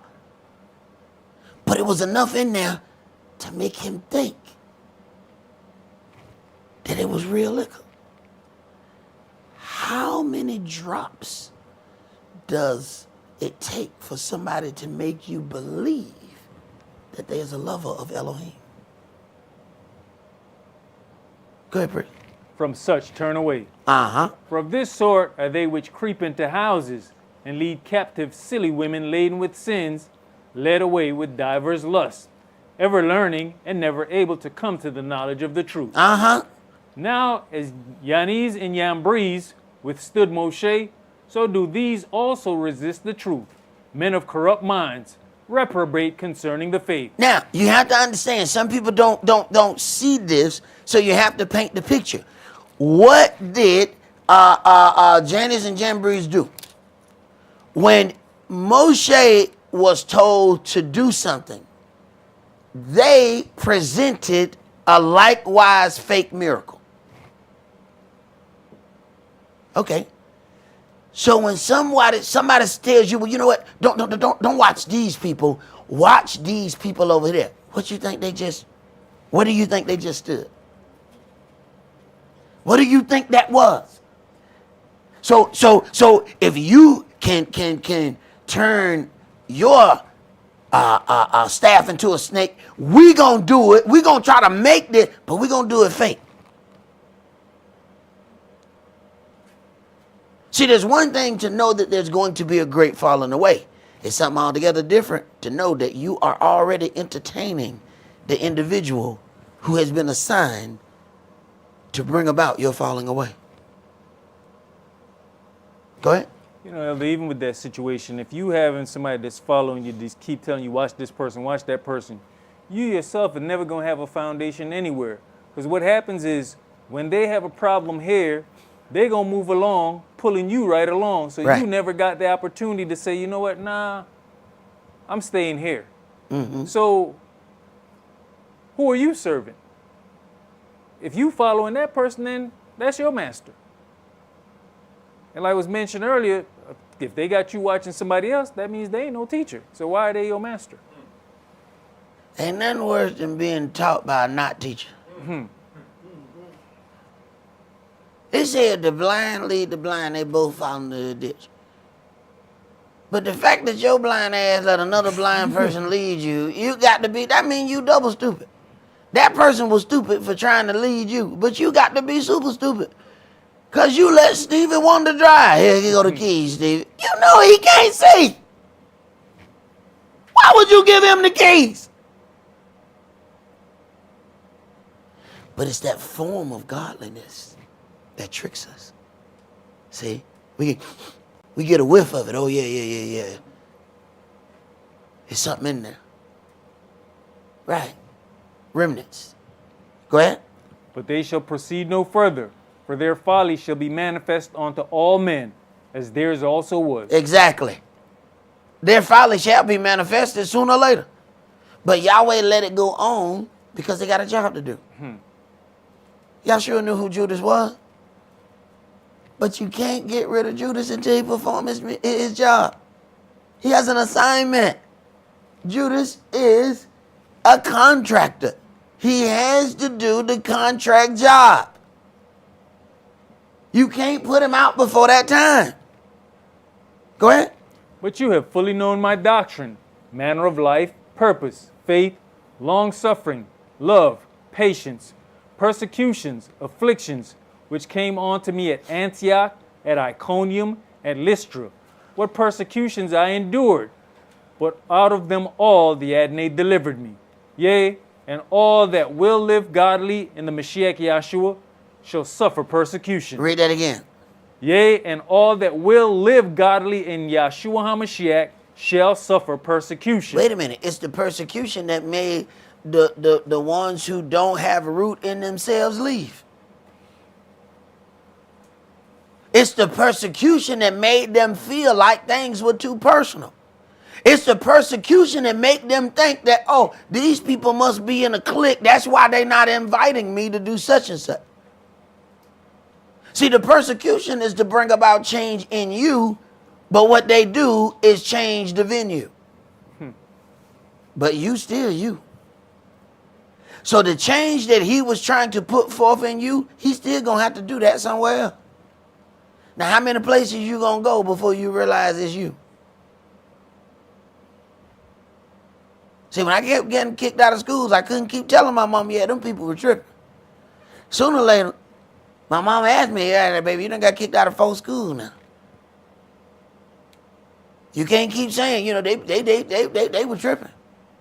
Sooner or later, I had to realize, you know what, Mom? I be tripping. How many places you gonna go before you figure out it's you? And if he gonna try to make that change in you, he gonna push it sooner or later in everywhere you go. Then you're gonna have to look in that rearview mirror of all the bridges and burnt relationships that you set on fire, and the whole time, the only thing you were running from was you. And all that running, and you wake up in the morning, and there you are. Go ahead. But evil men and seducers shall wax worse and worse, deceiving and being deceived. But continue you in the things which you have learned and have been assured of, knowing of whom you have learnt them, and that from a child you have known the holy scriptures, which are able to make you wise unto salvation through the faith which is in the Mashiach Yahshua. All scripture is given by inspiration of Elohim and is profitable for doctrine, for reproof, for correction, for instruction in righteousness. But see, we don't want to be reproved and we don't want to be corrected. Go ahead.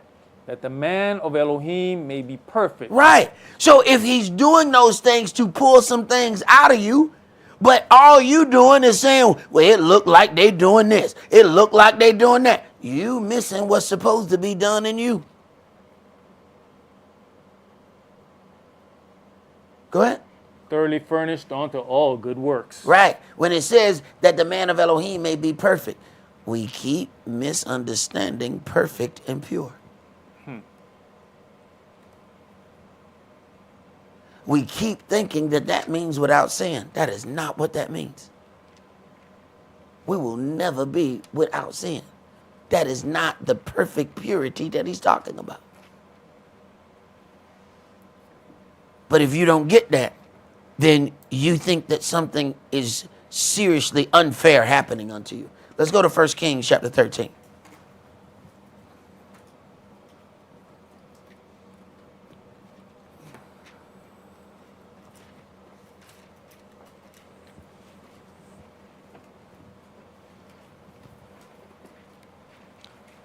1 Kings 13, and let's start at verse 1. And behold, there came a man of Elohim out of Yehudah by the word of Yahweh unto Bethel. And Jeroboam stood by the altar to burn incense. And he cried against the altar in the word of Yahweh, and said, O altar, altar, thus says Yahweh, behold, a child shall be born unto the house of David, Josiah by name, and upon you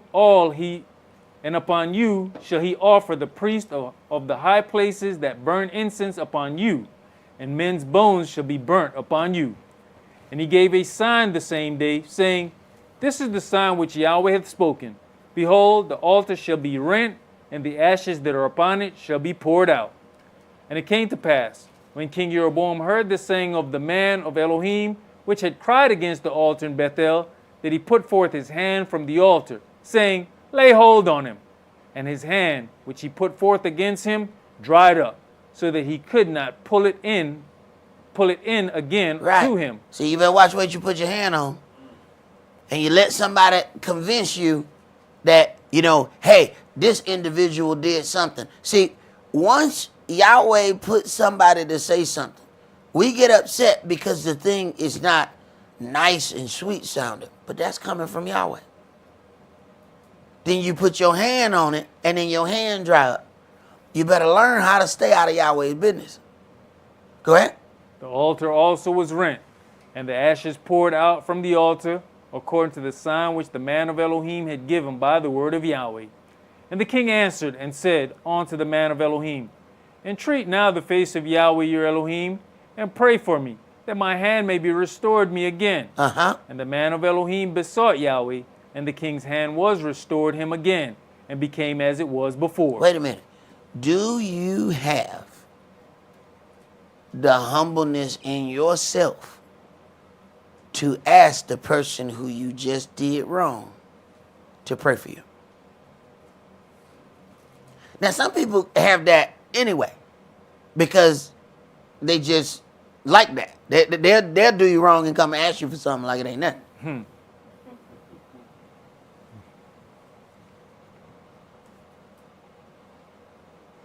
Keep reading.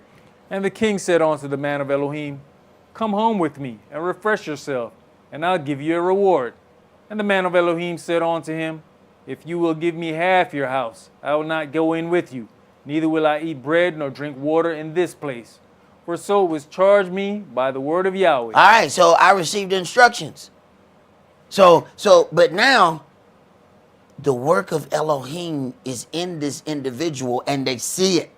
Wait a minute, you mean you pray for me, and first of all, my hand withered up, and you pray for me and it was restored, there's power here. Now, and we know by what we've read about Jacob, when people see the power in you, they're going to want to use it. So you have to be careful. Go ahead. Saying, eat no bread, nor drink water, nor turn again by the same way that you came it. So he went another way, and returned not by the way that he came to Bethel. Now there dwelt an old prophet in Bethel, and his sons came and told him all the works that the man of Elohim had done that day in Bethel, the words which he had spoken unto the king. Them they told also their father. And their father said unto them, What way went he? For his sons had seen what way the man of Elohim went, which came from Yehuda. And he said unto his sons, Saddle me the ass.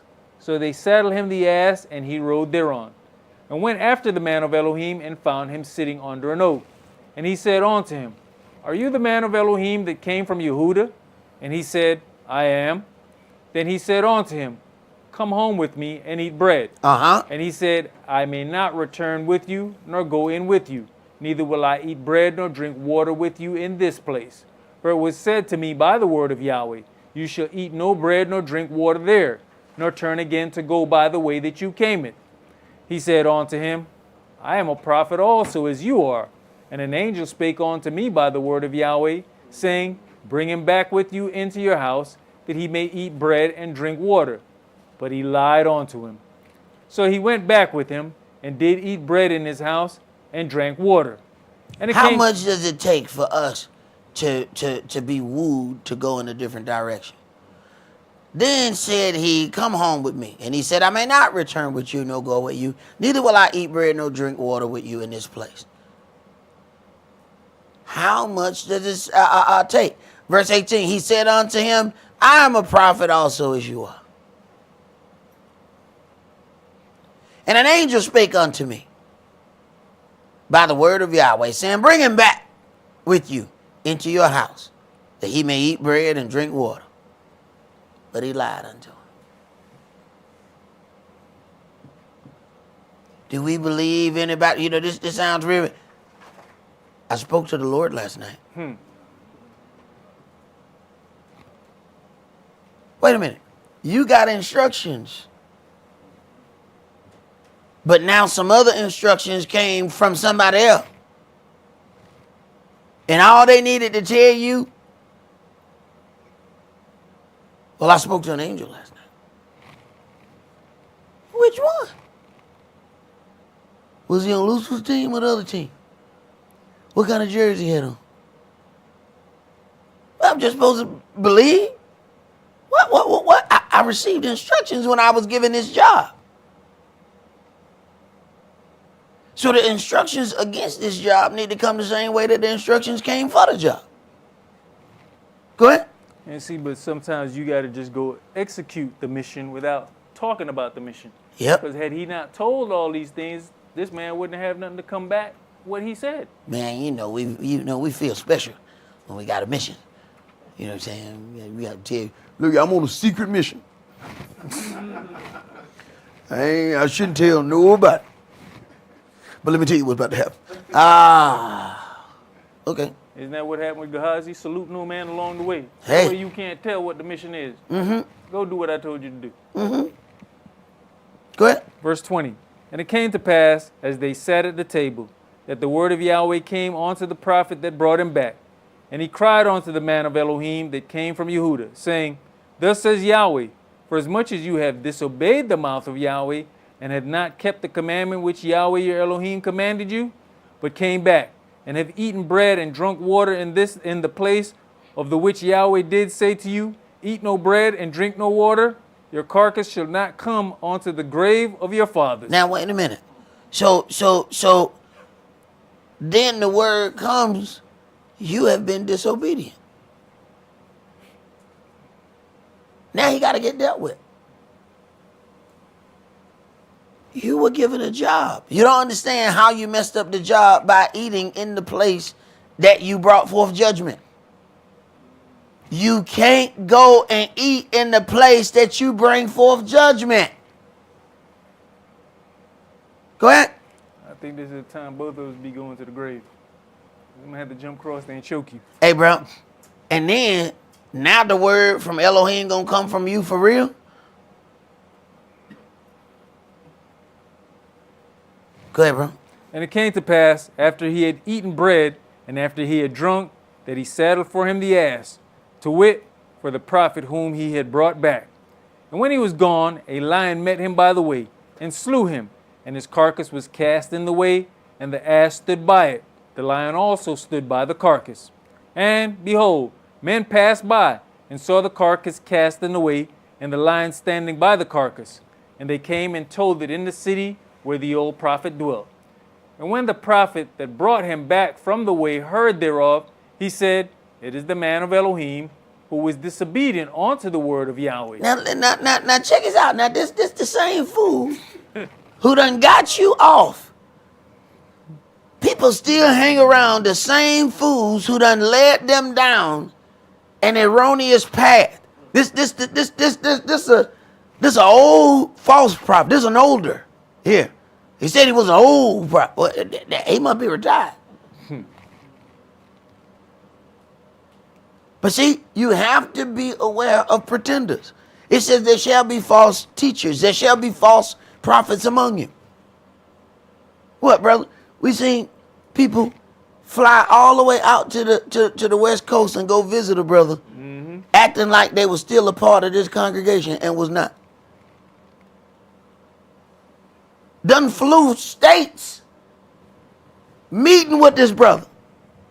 This brother think, oh man, he's on an official church meeting and he came all the way out here to California to see. We didn't see that knuckle out there. That knuckle not with us. Right. You got to beware of the false representative. And the false representative is going to talk smooth. They're going to say all the nice things. Matter of fact, the false representative is nicer than the real one.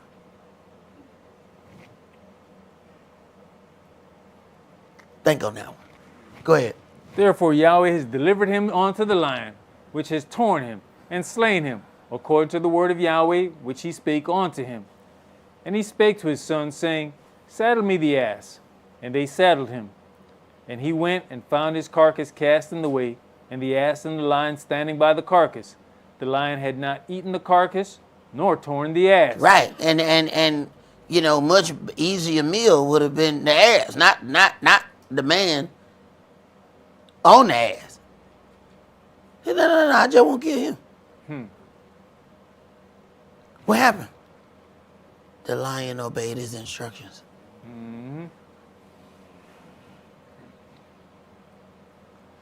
The dumb beast obeyed his instructions. His instruction, go get him. But don't touch the animal. And then stand there. You're like, nah, I wasn't hungry. Because if I was hungry, I would have ate them both. No, I'm not hungry. I received instructions. Instruction was to kill him. And then stand here. And let them know you did it. Go ahead. And the prophet took up the carcass of the man of Elohim, and laid it upon the ass, and brought it back. And the old prophet came to the city to mourn and to bury him. And he laid his carcass in his own grave, and they mourned over him, saying, alas, my brother. Now, the lion just stands there.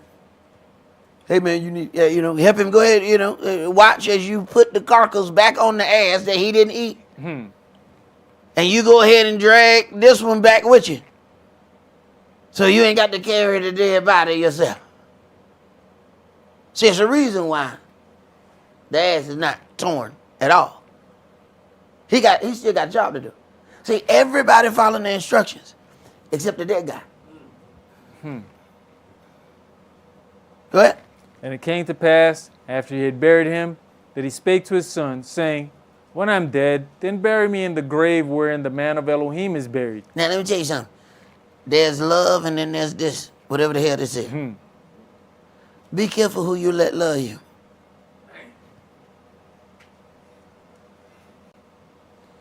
This right here is strange.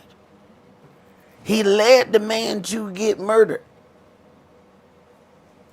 then wants to be buried by the man whom he got murdered. There's some love you don't want.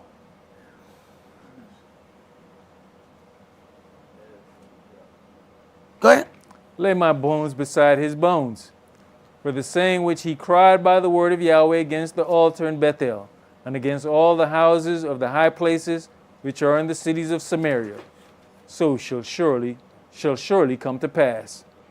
After these things Jeroboam returned not from his evil way, but made again the lowest of the people priest of the high places. All right, that's as far as I want to go there. Let's go to Matthew chapter 2.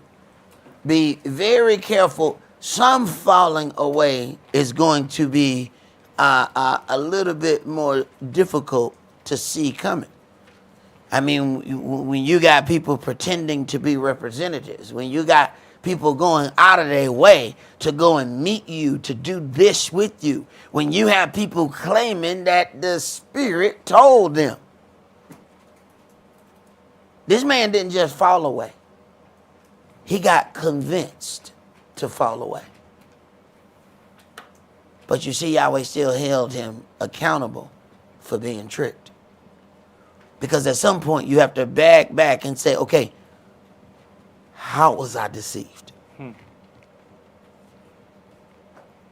See, in every situation where you've slipped and you fail, you got to back and say, not just, I just want to throw this behind me. I don't want to deal with it. You need to examine that. How did you fall? When you got hoodwinked and bamboozled, how did you get hoodwinked? See, when I bought that Quick Trip gold chain that time, I had to play back in my mind. How did I get hoodwinked? I had to go back to the point. Damn, this is it right here. I had to find that moment, because if you don't find it, it's going to happen again. You got to go find it. Matthew chapter 2, and let's start, read verse 7 and 8. Then Herod, when he had privately called the wise men, inquired of them diligently what time the star appeared. And he sent them to Bethlehem and said, go and search diligently for the young child. And when you have found him, bring me word again, that I may come and worship him also. Now, you have to understand that some of this falling away is going to come about by somebody who swear that they in the word with you. He's saying, okay, I'm going to worship the young child. And you are a messenger for evil. But you don't know. See, sometimes people are talking to people and they think, yeah, this person is really about, Yah's word. No. That person is using you as a spy. He is attempting to use these men, but without saying what his real desire is. Jump to verse 13. And when they were departed, behold, the angel of the Adonai appeared to Joseph in a dream, saying, arise and take the young child and his mother and flee into Egypt, and be you there until I bring you word. For Herod will seek the young child to destroy him. Now, it was not meet for them to find this out while Herod was talking to him. They didn't need to know that information yet. He's keeping them pure by not letting them know. This is why when dealing with Elohim, you are on a need-to-know basis. We think we want to know that we need to know everything. No, there's certain things you don't need to know. That is what's keeping you pure. Keep reading. When he arose, he took the young child and his mother by night and departed into Egypt, and was there until the death of Herod, that it might be fulfilled which was spoken of the Adonai by the prophet, saying, out of Egypt have I called my son. Then Herod, when he saw that he was mocked of the wise men. Understand, this is what always throw people. While they are trying to use Yahweh, Yahweh is also using them. He tried to mock them, but then realized that he was mocked. He tried to be more wise than the wise men. And in a way he was, if they didn't have the help of the Spirit. He carefully hid his true motive. But when it's needed, Yahweh will always reveal to you their intentions. But not at a time that you want to know. At a time when it's best for you to escape. Go ahead. Was exceeding angry, and sent forth and slew all the children that were in Bethlehem. Now, exceeding angry. Why? See, a person who lied don't never want to be lied to. He's a straight liar. But now he feels like the wise men done lied to him. No, the wise men received instruction. But he's exceeding angry. He's not just angry. Go ahead. And in all the coasts thereof, from 2 years old and under, according to the time which he had diligently inquired of the wise men. He is so angry that he's killing everything to try and make sure he gets that one individual. Let's go to 1 Corinthians chapter 9.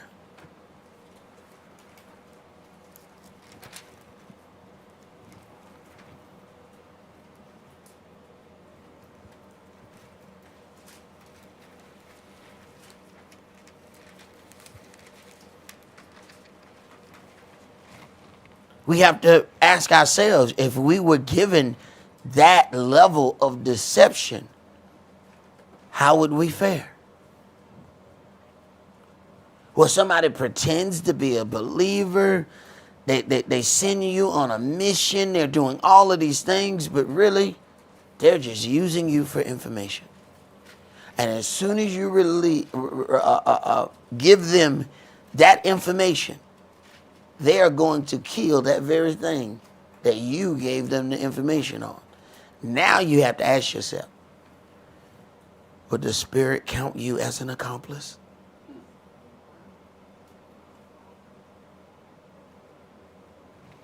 Go ahead, bro. Am I not an apostle? Am I not free? Have I not seen Yahshua HaMashiach our Adonai? Are not you my works in the Adonai? Uh-huh. If I be not an apostle unto others, yet doubtless I am to you. For the seal of mine apostleship are in you and the Adonai. Mine answer to them that do examine me is this: have we not power to eat and to drink? Have we not power to lead about a sister, a wife, as well as other apostles, and as the brethren of the Adonai? And Cephas? Or I only and Barnabas, have not we power to forbear working? Who goeth a warfare any time at his own charges? Who planteth a vineyard and eats not in the fruit thereof? Or who feeds a flock and eats not of the milk of the flock? Say I these things as a man, or saith not the law the same also? For it is written in the law of Moshe, you shall not muzzle the mouth of the ox that treads out the corn. Does Elohim take care for oxen? Or says he it altogether for our sakes? For our sakes, no doubt, this is written, that he that ploweth should plow in hope, and he that thresheth in hope should be partaker of his hope. If we have sown unto you spiritual things, is it a great thing if we shall reap your carnal things? If others be partakers of this power over you, are not we rather? Nevertheless, we have not used this power, but suffer all things, lest we should hinder the gospel of the Mashiach. Do you not know that they which minister about holy things live of the things of the temple? And they which wait at the altar are partakers with the altar? Even so has the Adonai ordained that they which preach the gospel should live of the gospel. But I have used none of these things, neither have He said, but I have, even so, says, as the Adonai ordained that they which preach of the gospel should live of the gospel. He said, the gospel is supposed to take care of me. But I have used none of these things. Go ahead. Neither have I written these things, that it should be so done unto me. For it were better for me to die, than that any man should make my glorying void. Just for the appearance of, the individuals who will watch this, I must make sure. This is why he says, I have used none of those things.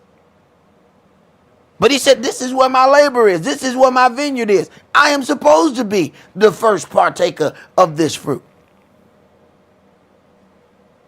So what if this brother has a lot of things, but he has some things through other means?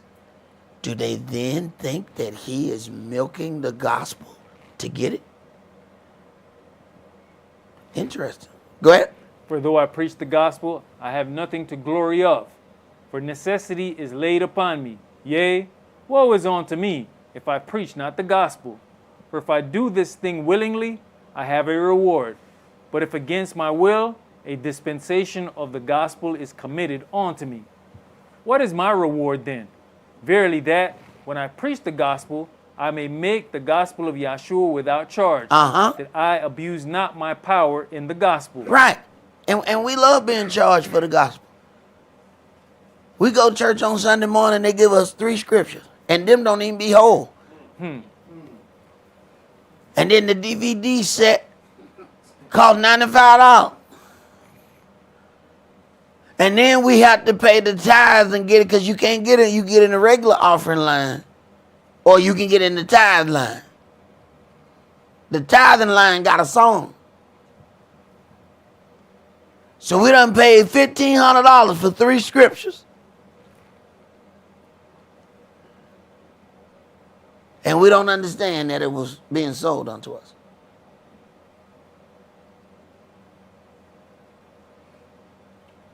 Go ahead, Pray. For though I be free from all men, yet have I made myself servant unto all, that I might gain the more. And unto the Yehudims I became as a Yehudim, that I might gain the Yehudims. To them that are under the law, as under the law, that I might gain them that are under the law. To them that are without law, as without law, being not without law to Elohim, but under the law to the Mashiach, that I might gain them that were without law. Now, 21 again. To them that are without law, as without law, being not without law to Elohim, but under the law to Christ. Wait a minute.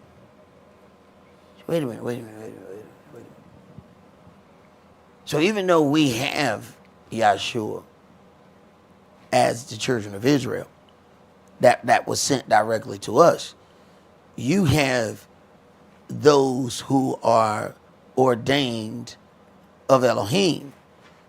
Then you have another level that come through the law dealing with the Mashiach. Wait a minute. Israel is in the first part. The Protestants is in the second part.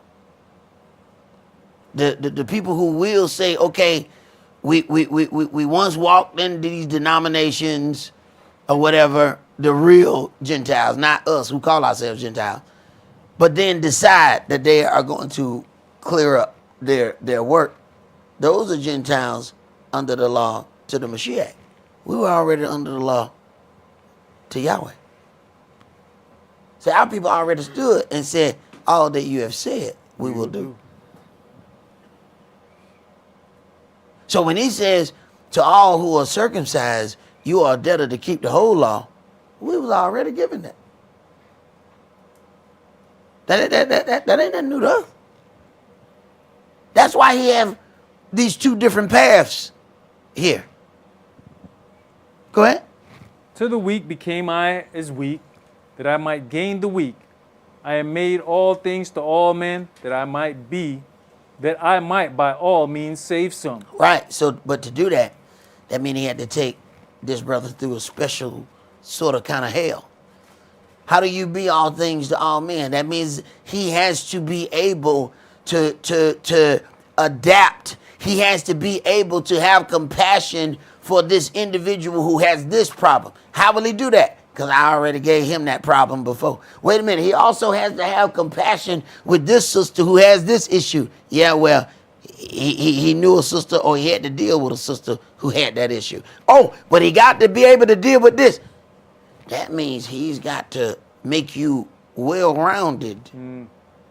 That means you're going to go through some things.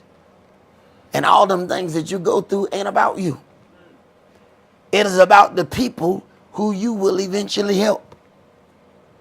But if you so stuck in your damn self, you are never going to be shaped and molded so that you can help other people. Go ahead. And this I do for the gospel's sake, that I might be partaker thereof with you. Know you not that they which run in a race run all, but one receives the prize. So run that you may obtain. And every man that strives for the mastery is temperate in all things.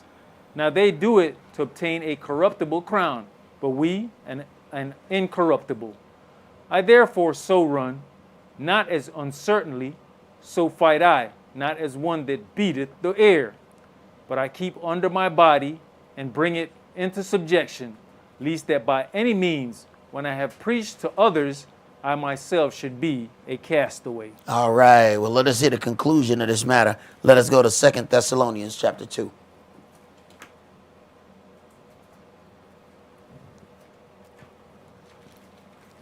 Second Thessalonians chapter 2. And we're going to start that at verse 1. Now we beseech you, Now, brethren. I was saying earlier, I was supposed to be at home working on my class, but I ended up, dealing with some other stuff. Brother, if I added anything more to this class, we would be here tomorrow. So apparently, I was right where I was supposed to be, even though I didn't know that's where I was supposed to be. Hey, hallelujah. Okay. All right. Okay. Go ahead, bro.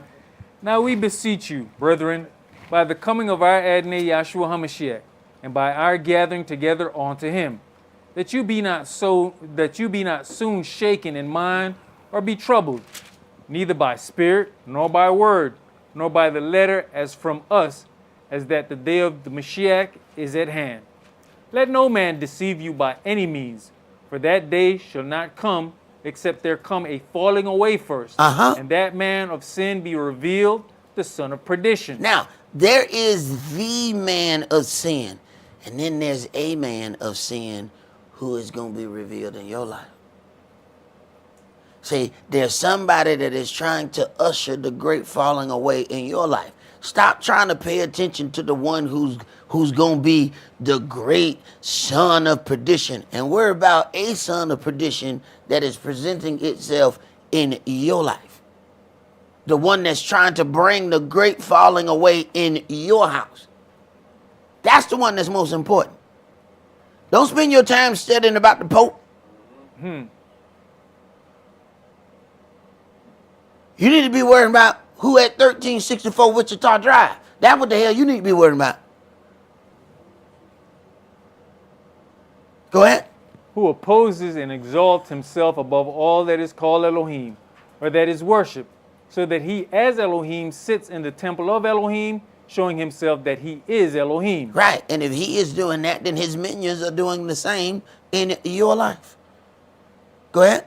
Remember you not, that when I was yet with you, I told you these things, and now you know what withholdeth, that he might be revealed in his time. For the mystery of lawlessness does already work. Only he who now lets will let, until he be taken out of the way.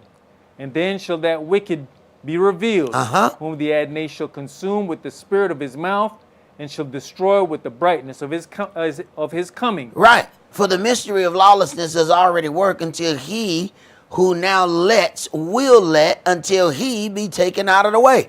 The spirit is not removed until a certain number of things has taken place. It could not be revealed who Judas was until his job was complete. He cannot show that. He has to finish the job.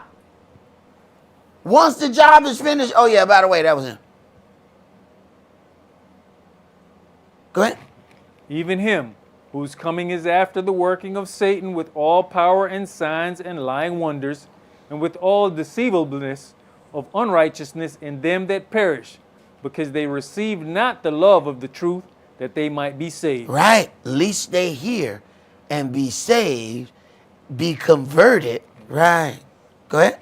And for this cause Elohim shall send them strong delusion, that they should believe a lie. Wait a minute. Wait a minute. Wait a minute. I told you in the beginning, he don't want everybody to hear. You think he want everybody?